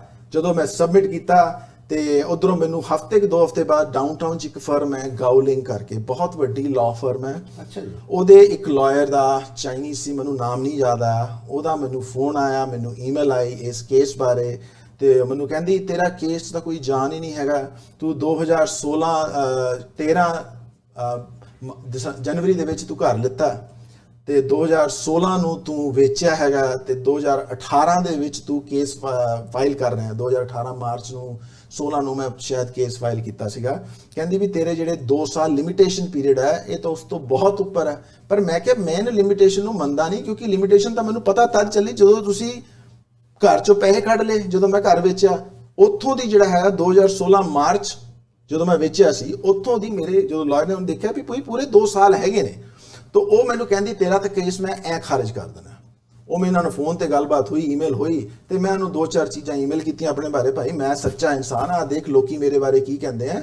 ਪਤਾ ਨਹੀਂ 6 ਮਹੀਨੇ ਬਾਅਦ ਕੀ ਹੋਇਆ, ਉਹ ਲਾਇਰ ਚੇਂਜ ਹੋ ਗਈ, ਕੋਈ ਹੋਰ ਲਾਇਰ ਆ ਗਈ, ਫਿਰ ਉਹਦੇ ਨਾਲ ਸਟਾਰਟ ਹੋਇਆ। ਅਸੀਂ ਕੋਰਟ ਦੇ ਵਿੱਚ ਗਏ, ਪ੍ਰੀ ਸੈਸ਼ਨ ਹੋਇਆ, ਉੱਥੇ ਜੱਜ ਸੀਗਾ ਜਸਟਿਸ ਬਾਰਨਸ, ਤੇ ਗੱਲਬਾਤ ਸ਼ੁਰੂ ਹੋਈ। ਉਸਨੇ ਮੇਰਾ ਲਾਇਰ ਸੀਗਾ ਤੇ ਜੱਜ ਨੇ ਗੱਲਬਾਤ ਕਰਕੇ, ਤੋਂ ਪਹਿਲੀ ਗੱਲ ਤਾਂ ਮੇਰੇ ਲਾਇਰ ਨੇ, thank you to my lawyer Varun Mehta, ਜਿਹਨੇ ਕਿ ਮੈਨੂੰ ਇਸ ਕੇਸ ਨੂੰ ਅੱਗੇ ਲਿਜਾਇਆ ਤੇ ਜੱਜ ਨੂੰ ਉਹਨੇ ਕਨਵਿੰਸ ਕਰਤਾ ਕਿ ਭਾਈ ਲਿਮਿਟੇਸ਼ਨ ਪੀਰੀਅਡ ਦੇ ਅੰਦਰ ਹੀ ਹੈ, ਕਿਉਂਕਿ 2016 ਜਦੋਂ ਪੈਸੇ ਕੱਢੇ ਤੇ ਜਦੋਂ ਮੈਂ ਕੇਸ ਕੀਤਾ 2018 ਉਹ 2 ਸਾਲ ਦੇ ਵਿੱਚ ਸੀਗਾ। ਤੇ ਇਸ ਕਰਕੇ ਜੱਜ ਨੇ ਮੈਨੂੰ ਇੱਕ ਮਿਨੀਮਮ ਸਮਰੀ ਟ੍ਰਾਇਲ ਵਾਸਤੇ ਉਹਨਾਂ ਨੇ ਸਾਨੂੰ ਇੱਕ ਡੇਟ ਦਿੱਤੀ, ਓਕੇ, ਜੁਲਾਈ 29 2019 ਨੂੰ ਸਮਰੀ ਟ੍ਰਾਇਲ ਦੀ ਡੇਟ ਦਿੱਤੀ। ਇਹ ਡੇਟ ਦਿੱਤੀ ਤੇ ਉਸ ਵੇਲੇ ਆਈ ਥਿੰਕ ਮਾਰਚ ਸੀਗਾ। ਹੁਣ ਇੰਨੀ ਦੇਰ ਦੇ ਵਿੱਚ ਉਹ ਟ੍ਰਾਇਲ ਵਗੈਰਾ ਕਰਨੀ, ਸੈਟਅਪ ਕਰਨੀ, ਤੇ ਮੇਰੇ ਲਾਇਰ ਬਿਜ਼ੀ ਬੜਾ, ਉਹ ਹੋਰ ਆਪਣੇ ਕਲਾਇੰਟਾਂ ਨਾਲ ਬਿਜ਼ੀ, ਉਹਦੇ ਕੋਲ ਟਾਈਮ ਨਹੀਂ ਆ ਰਿਹਾ ਸੀ। ਪਤਾ ਨਹੀਂ ਕੀ ਹੋਇਆ, ਉਸ ਕੁਦਰਤ ਨੇ, ਉਸ ਰੱਬ ਨੇ ਉਸ ਲਾਇਰ ਨੂੰ ਉਸ ਕੇਸ ਚੋਂ ਕੱਢਤਾ ਤੇ ਮੈਨੂੰ ਟ੍ਰਾਇਲ ਖੁਦ ਰਿਪਰੈਜ਼ੈਂਟ ਕਰਨਾ ਪਿਆ। ਅੱਛਾ ਜੀ। ਕਿਉਂਕਿ ਲਾਸਟ ਮੂਮੈਂਟ ਤੇ ਮੈਂ ਕਿਸੇ ਹੋਰ ਲਾਇਰ ਨੂੰ ਕਰਨਾ ਬਹੁਤ ਮੁਸ਼ਕਿਲ ਸੀਗਾ, ਕਿਸੇ ਹੋਰ ਨੂੰ ਸਮਝਾਉਣਾ, ਇਹ ਕਰਨਾ, ਫਿਰ ਪੈਸੇ ਖਰਚਣੇ, ਉਹ ਸਮਝ ਨਹੀਂ ਆਇਆ। ਸੋ ਲਾਸਟ ਮੂਮੈਂਟ ਤੇ ਮੈਨੂੰ ਟ੍ਰਾਇਲ ਆਪ ਰਿਪਰੈਜ਼ੈਂਟ ਕਰਨਾ ਪਿਆ। ਤੇ ਜਦੋਂ ਮੈਨੂੰ ਆਪ ਰਿਪਰੈਜ਼ੈਂਟ ਕਰਨਾ ਪਿਆ, ਫਿਰ ਮੈਂ ਆਪਣੀ ਸਟੱਡੀ ਆਪ ਕੀਤੀ। ਤੇ ਜਦੋਂ ਮੈਂ ਸਟੱਡੀ ਕੀਤੀ, ਸਟੱਡੀ ਕਰਦੇ ਕਰਦੇ ਮੈਨੂੰ ਇੱਕ ਪੇਪਰ ਲੱਭਿਆ, ਉਹਨਾਂ ਦੇ ਮੈਂ TD ਦੇ ਸਾਰੇ ਡਾਕੂਮੈਂਟ ਮੈਂ ਪੜ੍ਹੇ, ਤੇ ਪੜ੍ਹਦੇ ਮੈਂ ਆਲਮੋਸਟ ਕਿੰਨੀ ਇੱਕ ਦਿਹਾੜੀ ਤੋਂ ਮੈਂ ਪੂਰੀ ਸਾਰੀ ਦਿਹਾੜੀ ਲਾਈ, ਓਕੇ। ਉਹਨਾਂ ਦੇ ਮੈਂ ਸਾਰੇ ਡਾਕੂਮੈਂਟ ਪੜ੍ਹੇ ਤੇ ਉਹਨਾਂ ਦੇ ਵਿੱਚੋਂ 3 ਨੁਕਤੇ ਕੱਢੇ। ਮੈਂ ਦਰਸ਼ਕਾਂ ਦੇ ਨਾਲ ਇਹੀ ਗੱਲ ਸ਼ੇਅਰ ਕਰਨਾ ਚਾਹਾਂਗਾ ਕਿ ਜਦੋਂ ਤੁਸੀਂ ਬਗੈਰ ਧਿਆਨੇ ਜਾਂ ਉਹਨੂੰ ਤੁਸੀਂ ਬਗੈਰ ਪ੍ਰੋਫੈਸ਼ਨਲ ਸਰਵਿਸ ਲਏ ਤੋਂ ਬਗੈਰ ਕੋਈ ਵੀ ਇਦਾਂ ਦੇ ਲੀਗਲ ਡਾਕੂਮੈਂਟ ਸਾਈਨ ਕਰ ਦਿੰਦੇ ਹੋ, ਤਾਂ ਜਿੱਦਾਂ ਦੁਆ ਸਾਹਿਬ ਕਹਿੰਦੇ ਕਿ ਮੈਂ ਖੁਦ ਪੜ੍ਹੇ, ਇਦਾਂ ਫਿਰ ਬੰਦਾ ਪੜ੍ਹਨੇ ਪੈ ਜਾਂਦਾ ਜੀ। तो मैं चाहता कि ਜਿਹੜੇ ਪੜ੍ਹਦੇ ਪਏ ਸੀ ਅੱਗੇ ਕੀ ਹੋਇਆ। ਹਾਂਜੀ, ਸੋ ਮੈਂ ਪੜ੍ਹੇ ਬਾਅਦ ਚੋਂ, ਪਹਿਲਾਂ ਤਾਂ ਮੈਂ ਪੜ੍ਹੇ ਨਹੀਂ। ਸੋ ਮੈਂ TD ਦੇ ਸਾਰੇ ਡਾਕੂਮੈਂਟ ਪੜ੍ਹੇ ਜੋ ਉਹਨਾਂ ਨੇ ਕੋਰਟ 'ਚ ਸਬਮਿਟ ਕੀਤੇ, ਨਾ ਕਿ ਮੈਂ। ਸੋ ਸਭ ਤੋਂ ਪਹਿਲਾ ਡਾਕੂਮੈਂਟ ਸੀ ਬੈਂਕਰ ਦਾ ਅੰਡਰ ਓਥ, ਕਹਿੰਦੇ ਨਾ ਜਿਵੇਂ ਆਪਣੀ ਸ਼ਪਥ ਲੈ ਕੇ ਅੰਡਰ ਓਥ, ਉਹਨੇ ਉਸ ਡਾਕੂਮੈਂਟ ਜਿਹੜਾ ਕਿ ਉਹਦਾ ਐਫੀਡੇਵਿਟ ਸੀ, ਉਹਦੇ 'ਚ ਉਹਨੇ ਲਿਖਿਆ ਕਿ ਭਾਈ although there is no written record of my response, ਮੇਰੀ ਗੱਲਬਾਤ ਦਾ ਕੋਈ ਹੈ ਨਹੀਂ, ਪ੍ਰੂਫ ਨਹੀਂ ਹੈਗਾ, ਬਟ ਮੈਂ ਇਸ ਬੰਦੇ ਨਾਲ ਫੋਨ ਤੇ ਗੱਲ ਕੀਤੀ ਹੈ। ਕਹਿੰਦਾ ਕਿਉਂਕਿ ਜਦੋਂ ਵੀ ਕੋਈ ਕੰਪਲਿਕੇਟਿਡ ਚੀਜ਼ ਹੁੰਦੀ ਹੈ ਨਾ, ਤੇ ਮੈਂ ਆਪਣੇ ਕਲਾਇੰਟ ਨੂੰ ਫੋਨ ਤੇ ਸਮਝਾਉਂਦਾ। ਹਾਲਾਂਕਿ ਉਹਨੇ ਐਫੀਡੇਵਿਟ 'ਚ ਇੱਕ ਚੀਜ਼ ਹੋਰ ਕਹੀ ਸੀ ਕਿ ਮੈਂ ਰੀਅਲਟਰ ਹਾਂ ਤੇ ਮੈਨੂੰ ਪੈਨਲਟੀ ਦੇ ਬਾਰੇ ਪਤਾ ਹੋਣਾ ਚਾਹੀਦਾ, ਮੈਨੂੰ IRD ਦੇ ਬਾਰੇ ਪਤਾ ਹੋਣਾ ਚਾਹੀਦਾ, ਪਰ ਨਾਲ ਕਹਿੰਦਾ ਕਿ ਭਾਈ ਜਦੋਂ ਕੋਈ ਕੰਪਲਿਕੇਟਿਡ ਚੀਜ਼ ਹੁੰਦੀ ਹੈ ਤਾਂ ਕਸਟਮਰ ਨੂੰ ਫੋਨ ਤੇ ਸਮਝਾਉਂਦਾ। ਲਾਈਕ ਦੋਨੋਂ ਚੀਜ਼ਾਂ ਆਪਸ ਵਿੱਚ ਮੈਚ ਨਹੀਂ ਕਰ ਰਹੀਆਂ। ਫਿਰ ਉਹਨੇ ਕਿਹਾ, ਉਹਨੇ ਫੋਨ ਤੇ ਕਹਿ ਰਿਹਾ। ਉਹਦੀ ਲਾਇਰ ਨੇ ਇੱਕ ਡਾਕੂਮੈਂਟ 'ਚ ਲਿਖਿਆ ਸੀ, ਕੋਈ ਫੈਕਟਮ ਸੀਗਾ, ਉਹਨੇ ਇੱਕ ਡਾਕੂਮੈਂਟ 'ਚ ਲਿਖਿਆ ਸੀ ਸ਼ਾਇਦ ਉਸ ਬੈਂਕਰ ਨੇ ਮੇਰੇ ਨਾਲ ਗੱਲਬਾਤ ਕੀਤੀ ਹੋਣੀ ਹੈ, ਇੰਗਲਿਸ਼ ਵਰਡਿੰਗ ਹੈ ਸ਼ਾਇਦ। ਤੇ ਉਹਨੇ ਕਿਹਾ ਕਿ ਮੈਂ ਸ਼ਰਤੀਆ ਇਹਦੇ ਨਾਲ ਫੋਨ ਤੇ ਗੱਲ ਕੀਤੀ ਹੈ, ਓਕੇ। ਹੁਣ ਜਿਹੜਾ ADR ਬੈਂਕਿੰਗ ਚੈਂਬਰ ਦੀ ਰਿਪੋਰਟ ਸੀ, ਜਿਹੜੀ ਮੈਂ ਤੁਹਾਨੂੰ ਪਿੱਛੇ ਕਿਹਾ ਸੀ, ਉਹਨਾਂ ਨੇ ਜਿਹੜੀ ਇੱਕ ਚੀਜ਼ ਕਹੀ ਸੀ, ਉਹ ਚੀਜ਼ ਨੇ ਮੈਨੂੰ ਉੱਥੇ ਹੈਲਪ ਕੀਤੀ। ਤੇ ਉਸ ਚੀਜ਼ ਸੀ, ਉਹਨਾਂ ਨੇ ਕਿਹਾ ਕਿ ਜਿਹੜਾ ਪੈਲੇਗ੍ਰਿਨੋ ਹੈ, it is reasonable to conclude. ਉਹਨਾਂ ਨੇ ਕੰਕਲੂਡ ਕੀਤਾ, ਇੰਨੇ ਵੱਡੀ ਬੋਡੀ ਨੇ ਕੰਕਲੂਡ ਕੀਤਾ ਕਿ ਭਾਈ ਜਿਹੜਾ ਬੈਂਕਰ ਹੈ ਉਹਨੇ ਮੇਰੇ ਨਾਲ ਮੋਰਗੇਜ ਪੈਨਲਟੀ ਬਾਰੇ ਕੋਈ ਗੱਲਬਾਤ ਨਹੀਂ ਕੀਤੀ, ਭਾਵੇਂ ਰਿਟਨ ਭਾਵੇਂ ਓਰਲ। ਹੁਣ ਵੀਰ ਜੀ, ਆ 3 ਚੀਜ਼ਾਂ ਮੈਂ ਤੁਹਾਨੂੰ ਦੱਸਦੀਆਂ ਹੈਗੀਆਂ, ਠੀਕ ਹੈ। ਤੁਹਾਡੇ ਨਾਲ ਨਾ ਤਾਂ ਉਹਨਾਂ ਨੇ ਦੱਸਿਆ, ਨਾ ਰਿਟਨ 'ਚ, ਨਾ ਤੁਹਾਨੂੰ ਉਹਨੇ ਫੋਨ ਤੇ ਦੱਸਿਆ ਕਿ ਅਗਰ ਤੁਸੀਂ ਇਹਨੂੰ ਐਕਸਪਾਇਰੀ ਡੇਟ ਤੋਂ ਪਹਿਲਾਂ ਡਿਸਚਾਰਜ ਕਰੋਗੇ ਤੇ ਇੰਨੀ ਤੁਹਾਨੂੰ ਪੈਨਲਟੀ ਲੱਗਣੀ ਹੈ। ਇਹਦੇ ਬਾਵਜੂਦ ਵੀ ਕਿ ਤੁਸੀਂ ਉਹਨਾਂ ਨੂੰ ਈਮੇਲਾਂ ਭੇਜੀਆਂ। ਮੈਂ ਈਮੇਲ ਤਾਂ ਭੇਜੀ ਵੀਰ ਜੀ। ਆ ਜਿਹੜੀਆਂ 3 ਚੀਜ਼ਾਂ, ਇਹ ਤਿੰਨੋਂ ਆਪਸ ਦੇ ਵਿੱਚ ਮੇਲ ਨਹੀਂ ਖਾਂਦੀਆਂ ਸੀਗੀਆਂ। ਬੈਂਕਰ ਕੁਝ ਹੋਰ ਕਹਿ ਰਿਹਾ ਆਪਣੇ ਡਾਕੂਮੈਂਟ ਵਿੱਚ, ਉਹ ਕਹਿੰਦਾ ਮੈਂ ਫੋਨ ਤੇ ਗੱਲ ਕੀਤੀ ਹੈ। ਉਹਨਾਂ ਦਾ ਆਪਣਾ ਕੋਰਟ ਕਹਿੰਦਾ ਕਿ ਭਾਈ ਕੋਈ ਗੱਲਬਾਤ ਨਹੀਂ ਹੋਈ, ਤੇ ਉਹਨਾਂ ਦੀ ਲਾਇਰ ਕਹਿੰਦੀ ਸ਼ਾਇਦ ਹੋਈ ਹੋਣੀ ਹੈ। ਹੁਣ ਵੀਰ ਜੀ, ਸਿੱਧੀ ਜੀ ਗੱਲ, ਤੁਹਾਡੇ ਕੋਲ ਕੋਈ ਬੰਦਾ ਆਂਦਾ, 2 ਬੰਦੇ ਆਂਦੇ ਨੇ, ਤੁਸੀਂ ਉਹਨਾਂ ਨੂੰ ਜਾਣਦੇ ਹੋ ਨਹੀਂ ਜਾਣਦੇ ਹੋ, ਆਪਣੀ ਆਪਣੀ ਪ੍ਰੋਬਲਮ ਤੁਹਾਡੇ ਕੋਲ ਲੈ ਕੇ ਆਉਂਦੇ, ਨਾਲ ਆਪਣੇ ਡਾਕੂਮੈਂਟ ਲੈ ਕੇ ਆਉਂਦੇ। ਜੇ ਇੱਕ ਬੰਦੇ ਦੇ ਡਾਕੂਮੈਂਟ 'ਚ ਉਹ ਬੰਦਾ ਉਹੀ ਕੇਸ ਦੇ ਵਿੱਚ ਝੂਠਾ ਪਾਇਆ ਜਾਂਦਾ, ਤੁਸੀਂ ਦੂਜੇ ਨੂੰ ਕਹਿ ਸਕਦੇ ਹੋ ਉਸ ਕੇਸ 'ਚ ਗਲਤ ਆ। ਜੱਜ ਨੇ ਇਹੀ ਕੀਤਾ। ਇਹ ਮੈਂ ਪੇਪਰ ਇਕੱਠਾ ਕੀਤਾ ਟ੍ਰਾਇਲ ਵਾਲੇ ਦਿਨ, ਐਂਡ ਦੇ ਵਿੱਚ ਜੱਜ ਨੇ ਪਹਿਲਾਂ ਮੇਰੇ ਨਾਲ ਗੱਲ ਕੀਤੀ, ਬੈਂਕਰ ਨੇ ਮੇਰੇ ਨਾਲ ਸਵਾਲ ਕੀਤਾ, ਮੈਂ ਬੈਂਕਰ ਨੂੰ ਸਵਾਲ ਕੀਤਾ, ਕਿਉਂਕਿ ਮੈਂ ਲਾਇਰ ਤਾਂ ਨਹੀਂ ਸੀ, ਮੇਰੇ ਤੋਂ ਕਾਫੀ ਗਲਤੀਆਂ ਹੋਈ, ਪਰ ਜੱਜ ਨੇ ਮੈਨੂੰ ਮਾਫ ਕਰਤਾ ਕਿਉਂਕਿ ਮੈਂ ਲਾਇਰ ਹੈ ਨਹੀਂ ਸੀ। ਉਹਨੇ ਮੈਨੂੰ ਮਾਫ ਕਰਤਾ ਹਰ ਸਟੈਪ ਤੇ, ਕਹਿੰਦਾ ਭਾਈ ਠੀਕ ਹੈ ਮੈਂ ਮੰਨਦਾ ਤੇਰੇ ਕੋਲ ਤਜਰਬਾ ਨਹੀਂ ਹੈਗਾ, ਪਰ ਉਹਨੇ ਮੇਰੀ ਹਰ ਗੱਲ ਨੂੰ ਮਾਫ ਇੱਕ ਕੀਤਾ। ਚੰਗੀ ਗੱਲ ਹੈ ਕਿ ਮਾਨਯੋਗ ਅਦਾਲਤ ਜਿਹੜੀ ਹੈਗੀ ਆ ਹਰ ਇੱਕ ਬੰਦੇ ਦਾ ਪੱਖ ਨੂੰ ਬੜੇ ਪ੍ਰੋਪਰ ਤਰੀਕੇ ਨਾਲ ਸੁਣਦੇ ਨੇ ਹਾਂਜੀ। ਔਰ ਉਹ ਉਹਨਾਂ ਨੂੰ ਵਕਤ ਦਿੰਦੇ ਨੇ, ਔਰ ਇਹ ਵੀ ਜਾਣਦੇ ਹੋ ਕਿ ਤੁਸੀਂ ਲਾਇਰ ਨਹੀਂ ਹੈਗੇ ਤਾਂ ਤੁਹਾਡੇ ਕੋਲ ਗਲਤੀਆਂ ਹੈਗੀਆਂ, ਸੋ ਜੱਜ ਸਾਹਿਬ ਨੇ ਉਹਨਾਂ ਚੀਜ਼ਾਂ ਇਸ ਮਾਮਲੇ ਦੇ ਵਿੱਚ ਮੈਂ ਜੱਜ ਸਾਹਿਬ ਨੂੰ ਸਲੂਟ ਕਰੂੰਗਾ ਕਿ ਉਹਨਾਂ ਨੇ ਮੇਰਾ ਕੇਸ ਲਿੱਤਾ, ਮੇਰੇ ਕੇਸ ਨੂੰ ਵਕਤ ਦਿੱਤਾ। ਪਰ ਜਦੋਂ ਇਹ ਜੱਜ ਸਾਹਿਬ ਨੂੰ ਮੈਂ ਪੇਜ ਦਿੱਤਾ ਐਂਡ ਦੇ ਵਿੱਚ, ਜਦੋਂ ਟ੍ਰਾਇਲ ਦੇ ਐਂਡ ਦੇ ਵਿੱਚ ਜੱਜ ਨੇ ਮੈਨੂੰ ਪੁੱਛਿਆ, ਮਿਸਟਰ ਦੂਆ ਤੁਹਾਡੇ ਕੋਲ ਕੁਝ ਹੋਰ ਹੈਗਾ, do you have something else to say? ਮੈਂ ਕਿਹਾ your honour I have this document ਵਿਚ ਟੀਡੀ ਬੈਂਡਾ ਆਪਣੇ ਹੀ ਸਟੇਟਮੈਂਟ ਦੇ ਵਿੱਚ ਕੰਟਰਡਿਕਟ ਕਰ ਰਿਹਾ। ਜੱਜ ਨੇ ਉਹ ਪੇਪਰ, ਪਹਿਲਾਂ ਤਾਂ ਲਾਇਰ ਸੀਗੀ, ਉਹ ਪੇਪਰ ਲੈਣ ਨਹੀਂ ਦੇ ਰਹੀ ਸੀ ਜੱਜ ਨੂੰ। ਜਿਹੜੀ ਸਰਕਾਰੀ ਲਾਇਰ ਸੀ ਨਹੀਂ, ਉਹ ਟੀਡੀ ਦੀ ਜਿਹੜੀ ਟੀਡੀ ਦੀ ਲਾਇਰ ਸੀ, ਜਿਹੜੀ ਟੀਡੀ ਬੈਂਕ ਦੀ ਲਾਇਰ ਸੀ, ਉਹ ਉੱਪਰ ਥੱਲੇ ਉਛਲੇ, ਨਹੀਂ ਯੋਰ ਆਨਰ ਤੁਸੀਂ ਇਹ ਡਾਕੂਮੈਂਟ ਨਹੀਂ ਲੈ ਸਕਦੇ। ਜੱਜ ਕਹਿੰਦਾ ਕਿਉਂ ਨਹੀਂ ਲੈ ਸਕਦਾ? ਮੈਂ ਕਹਿੰਦਾ ਇਹ ਨਵਾਂ ਡਾਕੂਮੈਂਟ ਹੈ। ਕਹਿੰਦੀ ਹਾਂ। ਮੈਂ ਕਿਹਾ ਨਹੀਂ ਯੋਰ ਆਨਰ, ਇਹ ਨਵਾਂ ਡਾਕੂਮੈਂਟ, ਇਹ ਪਾਰਟ ਆਫ ਦਾ ਕੰਟਰੈਕਟ ਹੈ। ਇਹ ਜਿਹੜੇ ਡਾਕੂਮੈਂਟ ਹੈਗੇ ਨੇ ਇਹਨਾਂ ਚੋਂ ਮੈਂ ਕੱਢਿਆ ਹੈ, ਮੈਂ ਆਪਣਾ ਕੁਝ ਨਹੀਂ ਲਿਖਿਆ, ਇੱਕ ਚੋਂ ਇੱਕ ਕੱਢਿਆ, ਇੱਕ ਚੋਂ ਇੱਕ। ਮੈਂ ਕਿਹਾ ਨਾਲ ਹੋਰ ਤਾਂ ਹੋਰ ਇਹ ਮੈਂ ਡਾਕੂਮੈਂਟ ਲਾਇਰ ਨੂੰ ਟ੍ਰਾਇਲ ਤੋਂ ਭੇਜਾਂ, ਪਹਿਲਾਂ 4 ਹਫ਼ਤੇ ਪਹਿਲਾਂ ਭੇਜਿਆ ਹੈਗਾ। ਮੈਨੂੰ ਕਿਹਾ, ਮੈਂ ਕਿਹਾ ਮਿਸਟਰ ਮਸਰਾਨੀ ਨੂੰ ਦਿਖਾ ਦੇ ਕਿ ਭਾਈ ਕੋਰਟ 'ਚ ਕੰਟਰਡਿਕਸ਼ਨ ਜਾ ਰਹੀ ਹੈ, ਮੈਂ ਇਸੇ ਕਰਕੇ ਕੋਰਟ 'ਚ ਨਹੀਂ ਲਿਜਾਣਾ ਚਾਹੁੰਦਾ ਸੀ, ਮੈਂ ਗੱਲ ਨੂੰ ਵੱਡਾ ਨਹੀਂ ਕਰਨਾ ਚਾਹੁੰਦਾ ਸੀਗਾ। ਸੋ ਮੈਂ ਹਰ ਸਟੈਪ ਤੇ ਆਪਣੇ ਵੱਲੋਂ ਕੋਸ਼ਿਸ਼ ਕੀਤੀ ਹੈ ਕਿ ਪ੍ਰੋਬਲਮ ਅੱਗੇ ਨਾ ਵਧੇ, ਰਿਜ਼ੋਲਵ ਹੋ ਜਾਏ, ਇੱਥੇ ਰਿਜ਼ੋਲਵ ਹੋ ਜਾਏ, ਮੇਰੇ ਪੈਸੇ ਦੇ ਦਿਓ ਬਈ, ਤੁਸੀਂ ਅੱਗੇ ਨਾ ਐਵੇਂ ਨਾਲ ਟਾਈਮ ਸਪੈਂਡ ਕਰੀ ਜਾਓ। ਜੱਜ ਨੇ ਉਹ ਪੇਜ ਦੇਖਿਆ ਵੀਰ ਜੀ, ਐਂ ਦੇਖਿਆ, 2-4 ਮਿੰਟ ਉਹਨੇ ਪੜਿਆ, ਹਾਈਲਾਈਟ ਸੀਗੇ ਉਹਦੇ ਤੇ ਜਿੱਦਾਂ ਮੈਂ ਇੱਥੇ ਕੀਤਾ, ਉਹਨੇ ਪੜਿਆ, ਪੜ੍ਹ ਕੇ ਕਹਿੰਦਾ I will give the results in due course, ਇਹ ਕਹਿ ਕੇ ਉਹ ਚਲਾ ਗਿਆ। ਮੈਂ ਕਿਹਾ ਭਾਈ ਕੀ ਹੁਣ ਮੇਰੇ ਕੋਲ ਲਾਇਰ ਤਾਂ ਹੈ ਨਹੀਂ, ਮੈਂ ਕੀ ਕਰਾਂ, ਮੈਨੂੰ ਵੀ ਕੋਰਟ 'ਚ ਜਾਣਾ ਪਿਆ, ਕੋਰਟ ਐਡਜਰਨ ਹੋ ਗਈ। ਮੈਂ ਕਿਹਾ ਸ਼ਾਇਦ ਨੂੰ ਸ਼ਾਮ ਨੂੰ ਜਵਾਬ ਆ ਜਾਊਗਾ, ਸ਼ਾਮ ਵੀ ਹੋ ਗਈ, ਅਗਲੀ ਦਿਹਾੜੀ ਵੀ ਹੋ ਗਈ, ਨਵੀਂ ਡੇਟ ਕੋਈ ਫਿਕਸ ਨਹੀਂ, ਕੋਈ ਡੇਟ ਨਹੀਂ ਫਿਕਸ ਹੋਈ। ਉਹਨੇ ਕਿਹਾ I will give the results in due course, ਮਤਲਬ ਜੱਜਮੈਂਟ ਮੈਂ ਬਾਅਦ 'ਚ ਦਵਾਂਗਾ। ਉਹਨੇ ਕੋਈ ਟਾਈਮ ਲਾਈਨ ਨਹੀਂ ਦਿੱਤੀ। ਤੇ ਮੈਂ ਕਿਹਾ ਸ਼ਾਇਦ ਅੱਜ ਨਹੀਂ, ਕੱਲ ਨਹੀਂ, ਪਰਸੋਂ ਨਹੀਂ, ਹਫਤਾ, 2 ਹਫ਼ਤੇ, 3 ਹਫ਼ਤੇ ਹੋ ਰਹੇ, ਮੈਂ ਸਿਰ ਨੂੰ ਖੁਰਕੀ ਜਾਵਾਂ, ਮੇਰਾ ਸਟ੍ਰੈਸ ਲੈਵਲ ਵਧੀ ਜਾਵੇ, ਮੈਨੂੰ ਨੀਂਦਾਂ ਘਟ ਜੀ, ਮੇਰੇ ਸਟ੍ਰੈਸ ਕਰਕੇ ਮੇਰੇ ਕੰਮ ਖਰਾਬ ਹੋਣ। ਮੈਂ ਕਿਹਾ ਵੀ ਕੀ ਹੋ ਕੀ ਰਿਹਾ, ਹੁਣ ਮੈਂ ਕੀ ਕਰਾਂ, ਮੇਰੇ ਕੋਲ ਲਾਇਰ ਤਾਂ ਹੈ ਨਹੀਂ, ਜਿਹੜਾ ਸੀਗਾ ਉਹ ਨਿਕਲ ਗਿਆ ਵਿੱਚੋਂ। ਤੇ ਮੇਰਾ ਇੱਕ ਹੋਰ ਲਾਇਰ ਹੈ ਜਿਹਨੇ ਮੇਰਾ ਕੀ ਆ ਘਰ ਦਾ ਕੀਤਾ ਸੀ, ਉਹਨੂੰ ਪੁੱਛਿਆ, ਮੈਂ ਕਿਹਾ ਭਾਈ ਇਦਾਂ ਕੇਸ ਹੈਗਾ ਵੀ ਜੱਜ ਦਾ ਜਵਾਬ ਨਹੀਂ ਆ ਰਿਹਾ। ਕਹਿੰਦਾ ਜੱਜ ਕੋਲ 90 ਦਿਨ ਹੈਗੇ ਨੇ। ਅੱਛਾ, 90 ਦਿਨ ਬਾਅਦ ਅੰਦਰ ਉਹ ਜੱਜਮੈਂਟ ਦੇ ਸਕਦਾ। ਹਾਂ, ਉਹਨੂੰ ਵਕਤ ਲੱਗ ਸਕਦਾ। ਵਕਤ ਕਿਉਂ ਲੱਗੂਗਾ? ਐਡੇ ਵੱਡੇ ਬੈਂਕ ਨੂੰ ਕਹਿਣਾ ਕਿ ਭਾਈ ਤੂੰ ਗਲਤ ਹੈ, ਟਾਈਮ ਤਾਂ ਚਾਹੀਦਾ। ਹਾਂ, ਠੀਕ ਹੈ ਨਾ। ਹੁਣ ਇਹ 3 ਮਹੀਨੇ ਵੀ ਵੀਰ ਜੀ ਜਦੋਂ ਹੋ ਗਏ, 4ਥਾ ਮਹੀਨਾ ਵੀ ਸਟਾਰਟ ਹੋ ਗਿਆ, ਇੰਨੀ ਦੇਰ 'ਚ ਮੈਂ ਲੋਕਾਂ ਦੇ ਨਾਲ ਆ ਡਾਕੂਮੈਂਟ ਸ਼ੇਅਰ ਕਰ ਰਿਹਾ। ਤੁਹਾਡੇ ਵਰਗਾ ਮੈਨੂੰ ਕੋਈ ਰੀਅਲਟਰ ਮਿਲਿਆ ਇੱਕ ਵਾਰੀ, ਇਦਾਂ ਹੀ ਵੁੱਡਬ੍ਰਿਜ ਦੇ ਵਿੱਚ ਕੋਈ ਇਟਾਲੀਅਨ ਸੀਗੀ, ਮੈਂ ਘਰ ਦੇਖ ਰਿਹਾ ਸੀ ਆਪਣੇ ਵਾਸਤੇ, ਤੇ ਮੈਂ ਉਹਨੂੰ ਆ ਪੇਜ ਦਿਖਾਇਆ, ਉਹ ਪੇਜ ਘੁੰਮ ਫਿਰ ਕੇ ਬੈਂਕ ਦੇ ਕੋਲ ਚਲਾ ਗਿਆ, ਦੁਬਾਰਾ ਫੇਰ ਚਲਾ ਗਿਆ। ਹਾਂ, ਉਹ ਬੈਂਕ ਕੋਲ ਗਿਆ ਤੇ ਬੈਂਕ ਨੇ ਮੈਨੂੰ ਧਮਕੀ ਵਾਲੀ ਚਿੱਠੀ ਭੇਜੀ। ਸੁਣਨ ਵਾਲੀ ਗੱਲ ਹੈ ਵੀਰ ਜੀ, ਧਮਕੀ ਦਿੱਤੀ ਤੁਹਾਨੂੰ ਬੈਂਕ ਨੇ? ਲਿਟਰਲੀ ਜਿਹਨੂੰ ਹਰਾਸਮੈਂਟ ਕਹਿੰਦੇ ਨੇ, ਪ੍ਰੈਸ਼ਰਾਈਜ਼ ਕਹਿੰਦੇ ਆ, ਉਹਨਾਂ ਦੇ ਲਾਇਰ ਦੇ ਥਰੂ ਮੈਨੂੰ ਧਮਕੀਆਂ ਇੱਕ ਵਾਰੀ ਨਹੀਂ ਆਈ, 10 ਵਾਰੀ ਆਈ। ਉਹਦੀ ਲਾਇਰ ਮੈਨੂੰ ਬਾਰ-ਬਾਰ ਕਹਿੰਦੀ, ਮਿਸਟਰ ਦੂਆ, are you going to stop sharing this, are you going to remove it from the website or TD Bank will do defamation, यानी कि मान हानि, उल्टा चोर कोतवाल ਨੂੰ ਡਾਂਟੇ। ਮੈਂ ਜੋ ਕਿ ਕੋਰਟ ਦੇ ਵਿੱਚ ਸਬਮਿਟ ਹੋਇਆ, ਜਿਹਨੂੰ ਕਿ ਪਬਲਿਕ ਡਾਕੂਮੈਂਟ ਕਹਿੰਦੇ ਆ ਵੀਰ ਜੀ, ਜਿਹੜਾ ਕਿ ਕੋਈ ਵੀ ਬੰਦਾ ਐਕਸੈਸ ਕਰ ਸਕਦਾ ਹੈ। ਤਾਂ ਫਿਰ ਪਬਲਿਕ ਡਾਕੂਮੈਂਟ ਹੈ ਜੇ ਕੋਰਟ 'ਚ ਸਬਮਿਟ ਹੋਇਆ ਤੇ ਉਹ ਮੈਨੂੰ ਧਮਕੀ ਦੇ ਰਹੀ ਹੈ। ਮੈਂ ਕਿਹਾ ਭਾਈ ਮੈਨੂੰ ਤੂੰ ਪ੍ਰੂਵ ਕਰ ਦੇ ਕਿ ਮੈਂ ਡੈਫਾਮੇਸ਼ਨ ਕਰ ਰਿਹਾ, ਮੈਂ ਤਾਂ ਅਸਲੀਅਤ ਲੋਕਾਂ ਨੂੰ ਦਿਖਾ ਰਿਹਾ, ਮੈਂ ਗਲਤ ਕੀ ਕਰ ਰਿਹਾ, ਮੈਂ ਤਾਂ ਸਿੱਕੇ ਦਾ ਉਹਨਾਂ ਨੂੰ ਦਿਖਾ ਰਿਹਾ, ਭਾਈ ਆ ਦੇਖ ਲਓ ਕੀ ਹੈਗਾ।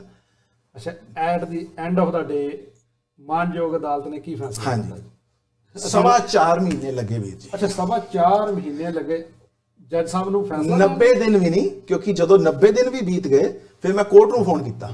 ਮੈਂ ਕਿਹਾ ਭਾਈ ਪਲੀਜ਼ ਮੇਰੇ ਕੋਰਟ ਦਾ ਜਵਾਬ ਨਹੀਂ ਆ ਰਿਹਾ, ਦੱਸੋ, ਮੇਰਾ ਸਟ੍ਰੈਸ ਲੈਵਲ ਵਧੀ ਜਾਂਦਾ ਹੈ, ਮੈਨੂੰ ਲਿਟਰਲੀ ਮੇਰੇ ਸਰੀਰ ਤੇ ਮੇਰੇ ਹੈਲਥ ਤੇ ਅਸਰ ਕਰ ਰਿਹਾ। ਕਹਿੰਦੇ ਜੀ ਜੱਜ ਕੋਲ 180 ਦਿਨ ਹੈਗੇ, ਸ਼ਾਇਦ ਰੂਲ ਚੇਂਜ ਹੋ ਗਿਆ ਹੋਗਾ, ਮੇਰੇ ਲਾਇਰ ਨੂੰ ਨਹੀਂ ਪਤਾ ਹੋਣਾ।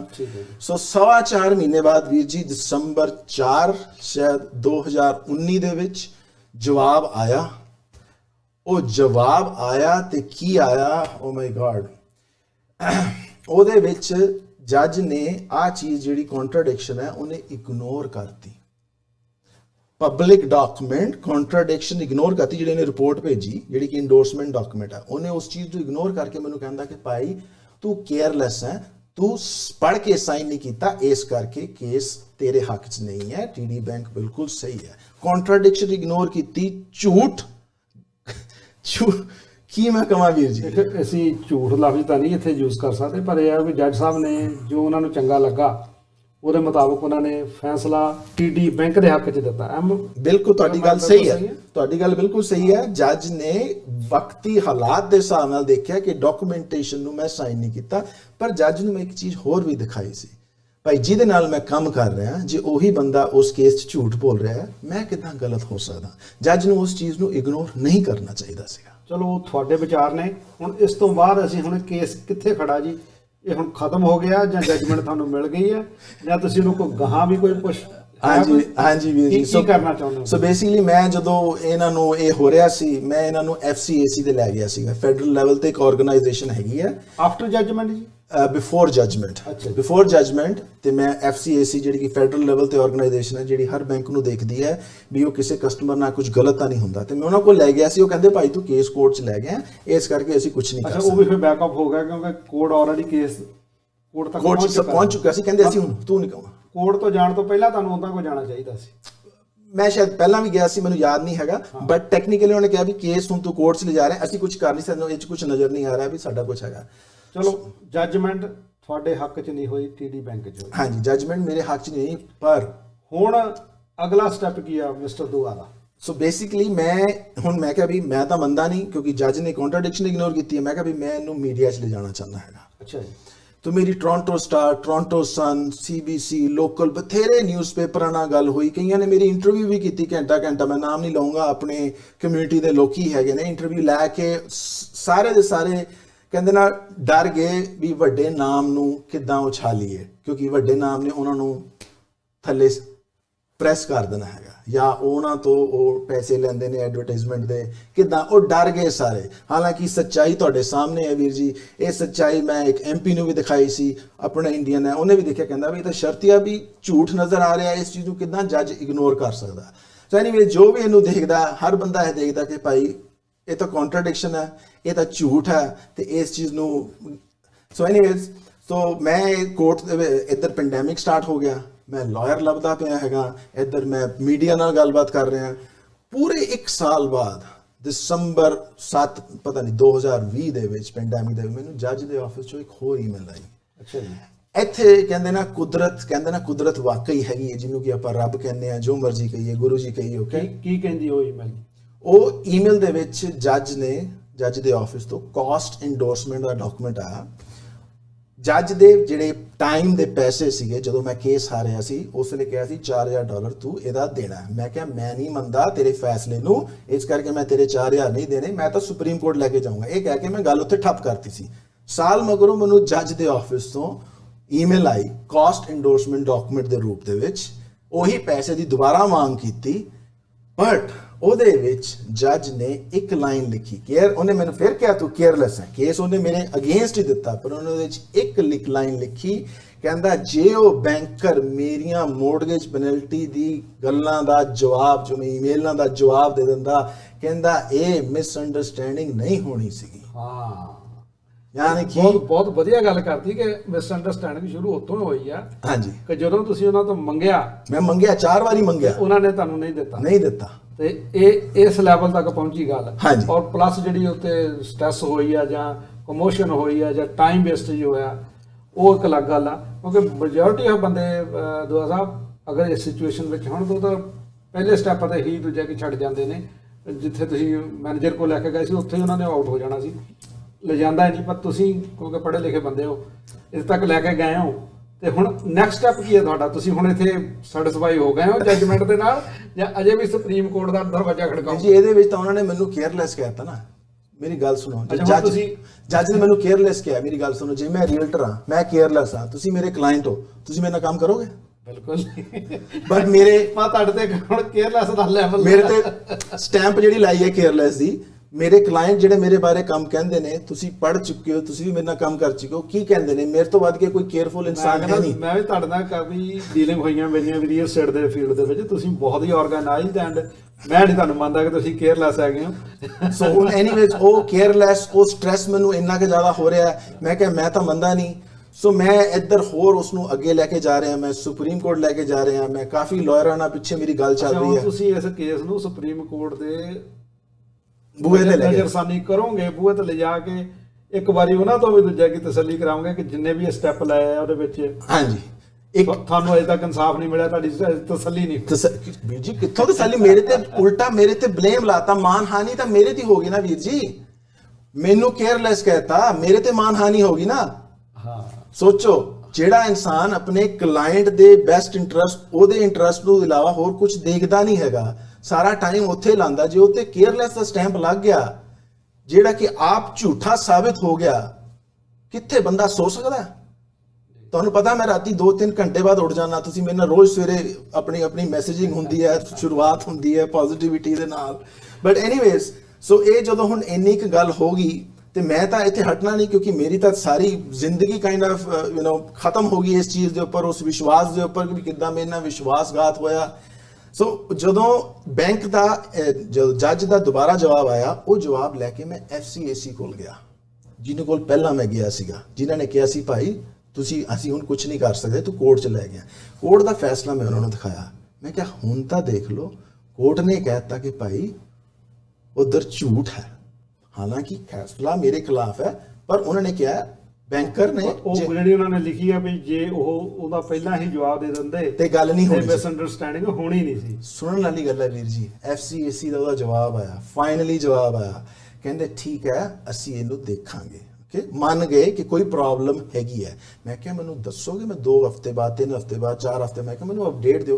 ਕਹਿੰਦੇ ਇਹ ਕੌਨਫੀਡੈਂਸ਼ੀਅਲ ਹੈ। ਮੈਂ ਕਿਹਾ ਇਹ ਕਿੱਥੋਂ ਦੀ ਕਿਸ ਹਿਸਾਬ ਦੇ ਨਾਲ ਕੌਨਫੀਡੈਂਸ਼ੀਅਲ ਹੈ? ਜਿਹੜਾ ਬੰਦਾ ਕੰਪਲੇਂਟ ਕਰ ਰਿਹਾ ਹੈ ਤੁਸੀਂ ਉਹਨਾਂ ਸ਼ੇਅਰ ਨਹੀਂ ਕਰ ਰਹੇ, ਕੀ ਹੋ ਰਿਹਾ?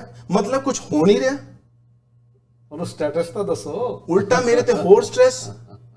ਕੈਨ ਯੂ ਬਲੀਵ ਵੀਰ ਜੀ, ਮੈਂ ਟ੍ਰਿਬਿਊਨਲ ਦੇ ਵਿੱਚ ਲੈ ਗਿਆ, ਓਨਟਾਰੀਓ ਟ੍ਰਿਬਿਊਨਲ ਦੇ ਵਿੱਚ, ਕਿ ਮੇਰੇ ਨਾਲ ਹਰੈਸਮੈਂਟ ਹੋਈ ਆ। ਉਹਨਾਂ ਨੇ ਵੀ ਆਪਣੇ ਫਾਰਮ ਇਦਾਂ ਦੇ ਬਣਾਏ ਆ ਕਿ ਮੈਂ ਹਰੈਸਮੈਂਟ ਦਾ ਉਹ 'ਚ ਕੋਈ ਪੁਆਇੰਟ ਹੀ ਨਹੀਂ ਹੈਗਾ ਕਿ ਮੈਂ ਪੁਆਇੰਟ ਨਹੀਂ ਕਰ ਸਕਦਾ। ਮੈਂ ਕਿਹਾ ਕੋਈ ਨਵਾਂ ਐਡ ਕਰ ਦਿਓ, ਤੁਹਾਡੇ ਸਾਹਮਣੇ ਤੁਹਾਨੂੰ ਨਜ਼ਰ ਆ ਰਿਹਾ ਹਰੈਸਮੈਂਟ ਹੋਈ ਆ। ਮੈਂ ਲਾਅ ਸੁਸਾਇਟੀ 'ਚ ਲਾਇਰ ਨੂੰ ਲੈ ਗਿਆ ਕਿ ਭਾਈ ਦੇਖੋ ਉਹਨੇ ਮੈਨੂੰ ਧਮਕੀਆਂ ਦਿੱਤੀਆਂ, ਉਹ ਕਹਿੰਦੇ ਨਹੀਂ ਉਹਨੇ ਆਪਣਾ ਕੰਮ ਕੀਤਾ। ਮੈਂ ਕਿਹਾ ਸਰੇਆਮ ਦਿਖਦਾ ਪਿਆ, ਮੈਂ ਪਬਲਿਕ ਡਾਕੂਮੈਂਟ ਸ਼ੇਅਰ ਕਰ ਰਿਹਾ, ਉਹ ਮੈਨੂੰ ਕਹਿ ਰਹੀ ਤੂੰ ਡਾਕੂਮੈਂਟ ਸ਼ੇਅਰ ਕੀਤਾ ਤੇ TD ਤੇਰੇ ਤੇ ਮਾਨਾ ਨਹੀਂ ਕਰੇਗੀ। ਪਰ ਐਨੀਵੇਜ਼, ਅੱਛਾ ਹੁਣ ਤੁਹਾਡਾ ਫਾਈਨਲ ਇਸ ਜਗ੍ਹਾ ਦੇ ਉੱਤੇ ਹੈ ਕਿ ਜੱਜਮੈਂਟ ਜਿਹੜੀ ਹੈਗੀ ਆ ਅਦਾਲਤ ਤੋਂ ਤੁਹਾਡੇ ਹੱਕ 'ਚ ਨਹੀਂ ਹੋਈ, TD ਬੈਂਕ 'ਚ ਹੋਈ ਆ। ਹੁਣ ਤੁਹਾਡਾ ਅਗਲਾ ਸਟੈਪ ਹੈ ਕਿ ਤੁਸੀਂ ਅਜੇ ਵੀ ਆਪਣੇ ਨੂੰ ਸੈਟੀਸਫਾਈ ਨਹੀਂ ਸਮਝ ਰਹੇ ਔਰ ਸੁਪਰੀਮ ਕੋਰਟ ਦਾ ਦਰਵਾਜ਼ਾ ਖੜਕਾਓਗੇ, ਔਰ ਉਸ ਤੋਂ ਬਾਅਦ ਕੀ ਰਿਜ਼ਲਟ ਆਉਂਦਾ ਹੈਗਾ ਜਾਂ ਕੀ ਜੱਜਮੈਂਟ ਹੁੰਦੀ ਹੈਗੀ ਆ, ਉਹ ਅਸੀਂ ਕਿਤੇ ਆਉਣ ਵਾਲੇ ਫਿਊਚਰ ਵਾਲੇ ਪ੍ਰੋਗਰਾਮ ਦੇ ਵਿੱਚ ਸ਼ੇਅਰ ਕਰਾਂਗੇ। ਅਸੀਂ ਤੁਹਾਡੀ ਗੱਲਬਾਤ ਬੜੀ ਇੰਟਰਸਟਿੰਗ ਆ ਜੀ, ਔਰ ਬੜੀ ਨੌਲੇਜੇਬਲ ਹੈਗੀ ਆ। ਤੁਹਾਡੇ ਆਪਣੇ ਵਿਚਾਰ ਹੈਗੇ ਨੇ ਤੁਸੀਂ ਜਿਹੜੇ ਦਿੱਤੇ ਹੈਗੇ, ਉਹਦੇ ਨਾਲ ਬਹੁਤ ਸਾਰੀ ਅਵੇਅਰਨੈਸ ਕ੍ਰੀਏਟ ਹੋ ਰਹੀ ਹੈਗੀ ਆ ਸਾਰੇ ਦਰਸ਼ਕਾਂ ਦੇ ਵਿੱਚ ਵੀ। ਔਰ ਜਿਹੜੇ ਲੋਕ ਇੰਸਟੀਚਿਊਟਾਂ ਨਾਲ ਜਾਂ ਕਿਸੇ ਵੀ ਲੀਗਲ ਡਾਕੂਮੈਂਟ ਨੂੰ ਸਾਈਨ ਕਰਦੇ ਨੇ, ਜ਼ਰੂਰੀ ਨਹੀਂ ਕਿ ਅਸੀਂ ਇਹਨਾਂ ਦੀ ਗੱਲ ਕਰਾਂ, ਕਿਸੇ ਵੀ ਲੀਗਲ ਡਾਕੂਮੈਂਟ ਨੂੰ ਸਾਈਨ ਕਰਨ ਤੋਂ ਪਹਿਲਾਂ ਅਸੀਂ ਸਮਝਦੇ ਹੈਗੇ ਕਿ ਤੁਸੀਂ ਉਸ ਫੀਲਡ ਦੇ ਪ੍ਰੋਫੈਸ਼ਨਲ ਨਹੀਂ ਹੈਗੇ, ਲੇਕਿਨ ਉਸ ਫੀਲਡ ਦੇ ਪ੍ਰੋਫੈਸ਼ਨਲ ਅਵੇਲੇਬਲ ਹੈਗੇ, ਉਹਨਾਂ ਦੀਆਂ ਸੇਵਾਵਾਂ ਲੈਣੀਆਂ ਬਹੁਤ ਜ਼ਰੂਰੀ ਹੈਗੀਆਂ। ਜ਼ਰੂਰੀ ਨਹੀਂ ਕਿ ਤੁਹਾਨੂੰ ਉਹਨਾਂ ਨੂੰ ਕੋਈ ਫੀਸ ਦੇਣੀ ਪਵੇ, ਹੋ ਸਕਦਾ ਕਿ ਜੇ ਥੋੜੀ ਬਹੁਤੀ ਦੇਣੀ ਵੀ ਪੈਂਦੀ ਹੈ ਤਾਂ ਤੁਹਾਡੇ ਹੱਕ ਦੀ ਗੱਲ ਹੈਗੀ ਆ, ਤੁਹਾਡੇ ਭਲੇ ਦੀ ਗੱਲ ਹੈਗੀ ਆ, ਪੀਸ ਆਫ ਮਾਈਂਡ ਹੈਗੀ ਆ। ਆਨੰਦ ਦੂਆ ਜੀ ਸਾਹਿਬ ਇਸ ਚੀਜ਼ ਨੂੰ ਦੂਜੇ ਕਿ ਸਟਰਗਲ ਕਰਦੇ ਹਨ 1916 ਤੋਂ ਲੈ ਕੇ ਹੁਣ ਤੱਕ ਇਸੇ ਚੱਕਰਾਂ ਦੇ ਵਿੱਚ ਤੁਰੇ ਫਿਰਦੇ ਨੇ, ਕਿਉਂਕਿ ਉਹਨਾਂ ਦੇ ਨਾਲ ਉਹ ਮਹਿਸੂਸ ਕਰਦੇ ਨੇ ਕਿ ਇਹ ਕੋਈ ਫੇਅਰ ਨਹੀਂ ਹੋਇਆ, ਔਰ ਜਿਹੜੀ ਉਹਨਾਂ ਦੇ ਨਾਲ ਇਹ $34,000 ਦਾ ਪੈਨਲਟੀ ਲੱਗੀ ਆ ਉਹ ਉਹਨਾਂ ਦੇ ਮੁਤਾਬਕ ਬਿਲਕੁਲ ਠੀਕ ਨਹੀਂ ਹੈਗੀ। ਹੁਣ ਇਹ ਸੁਪਰੀਮ ਕੋਰਟ ਤੱਕ ਵੀ ਜਾਣਗੇ ਇਸ ਕੇਸ ਨੂੰ ਲੈ ਕੇ। ਮੈਂ ਦਰਸ਼ਕਾਂ ਨੂੰ ਇਹ ਦੱਸਣਾ ਚਾਹੁੰਦਾ ਕਿ ਲੋਕ ਇੰਨਾ ਚਿਰ ਕਿਸੇ ਵੀ ਕੇਸ ਨੂੰ ਪਰਸੂ ਨਹੀਂ ਕਰਦੇ, ਪਰ ਇਹਦੇ ਚੋਂ ਸਾਨੂੰ ਇੱਕ ਨੌਲੇਜ ਮਿਲਦੀ ਹੈਗੀ ਆ ਵੀ ਕਿਸੇ ਵੀ ਲੀਗਲ ਡਾਕੂਮੈਂਟ ਨੂੰ ਸਾਈਨ ਕਰਨ ਤੋਂ ਪਹਿਲਾਂ ਉਹਦੀ ਚੰਗੀ ਤਰ੍ਹਾਂ ਪੁੱਛ ਪੜਤਾਲ ਜਾਂ ਘੋਖ ਕਿਸੇ ਮਾਹਰ ਤੋਂ ਕਰਾ ਲੈਣੀ ਚਾਹੀਦੀ ਹੈਗੀ ਆ। ਚਾਹੇ ਤੁਸੀਂ ਉਹ ਅਕਾਊਂਟਿੰਗ ਦਾ ਮਸਲਾ ਹੈਗਾ, ਚਾਹੇ ਕਿਸੇ ਬੈਂਕ ਦਾ ਮਸਲਾ ਹੈਗਾ, ਚਾਹੇ ਕੋਈ ਇੰਸ਼ੋਰੈਂਸ ਦਾ ਮਸਲਾ ਹੈਗਾ, ਜਾਂ ਤੁਸੀਂ ਬਿਲਡਰਾਂ ਕੋਲ ਜਾ ਕੇ ਉੱਥੇ ਦੂਜਾ ਕਿ ਆਪਣੇ ਘਰ ਬੁੱਕ ਕਰ ਲੈਂਦੇ ਹੈਗੇ ਹੋ ਔਰ ਤੁਹਾਨੂੰ ਪਤਾ ਹੀ ਨਹੀਂ ਲੱਗਦਾ ਵੀ ਉਹਦੇ 'ਚ ਫਾਈਨ ਪ੍ਰਿੰਟ ਕੀ ਹੁੰਦੇ ਆ, ਔਰ ਜਦੋਂ ਤੁਹਾਨੂੰ ਫਿਰ ਉਸ ਤੋਂ ਬਾਅਦ ਪਤਾ ਲੱਗਦਾ ਹੈਗਾ ਤਾਂ ਤੁਹਾਨੂੰ ਕਾਫੀ ਪੈਨਲਟੀਆਂ ਦੇਣੀਆਂ ਪੈਂਦੀਆਂ ਹੈਗੀਆਂ। ਇਸ ਚੀਜ਼ਾਂ ਦੇ ਲਈ ਅਸੀਂ ਇਸ ਪ੍ਰੋਗਰਾਮ ਨੂੰ ਖਤਮ ਕਰਨ ਦੀ ਇਜਾਜ਼ਤ ਲੈਂਦੇ ਹੈਗੇ ਹਾਂ, ਔਰ ਤੁਹਾਨੂੰ ਸਾਰਿਆਂ ਦੇ ਲਈ ਅਸੀਂ ਇਹ ਗੱਲ ਕਹਾਂਗੇ ਕਿ ਪਲੀਜ਼ ਬੀ ਬੇਅਰ, ਕਿਉਂਕਿ ਹੁਸ਼ਿਆਰਬਾਦ ਜਾਣਾ ਬਹੁਤ ਜ਼ਰੂਰੀ ਹੈ। ਕਿਸੇ ਵੀ ਮੁਲਕ 'ਚ ਹੋਵੋ, ਕਿਸੇ ਵੀ ਜਗ੍ਹਾ 'ਤੇ ਹੋਵੋ, ਕਿਸੇ ਵੀ ਕਿਸਮ ਦਾ ਡਾਕੂਮੈਂਟ ਸਾਈਨ ਕਰਨਾ ਹੈਗਾ ਤਾਂ ਉਹਦੀਆਂ ਸੇਵਾਵਾਂ ਮਾਹਰਾਂ ਤੋਂ ਲੈਣੀਆਂ ਬਹੁਤ ਜ਼ਰੂਰੀ ਨੇ। ਅਸੀਂ ਤੁਹਾਡਾ ਸਾਰਿਆਂ ਦਾ ਧੰਨਵਾਦ ਕਰਦੇ ਹਾਂ ਔਰ ਇਸ ਪ੍ਰੋਗਰਾਮ ਨੂੰ ਖਤਮ ਕਰਦੇ ਹਾਂ। ਸਾਰਿਆਂ ਸਾਡੇ ਦਰਸ਼ਕਾਂ ਨੂੰ ਸਤਿ ਸ੍ਰੀ ਅਕਾਲ ਜੀ।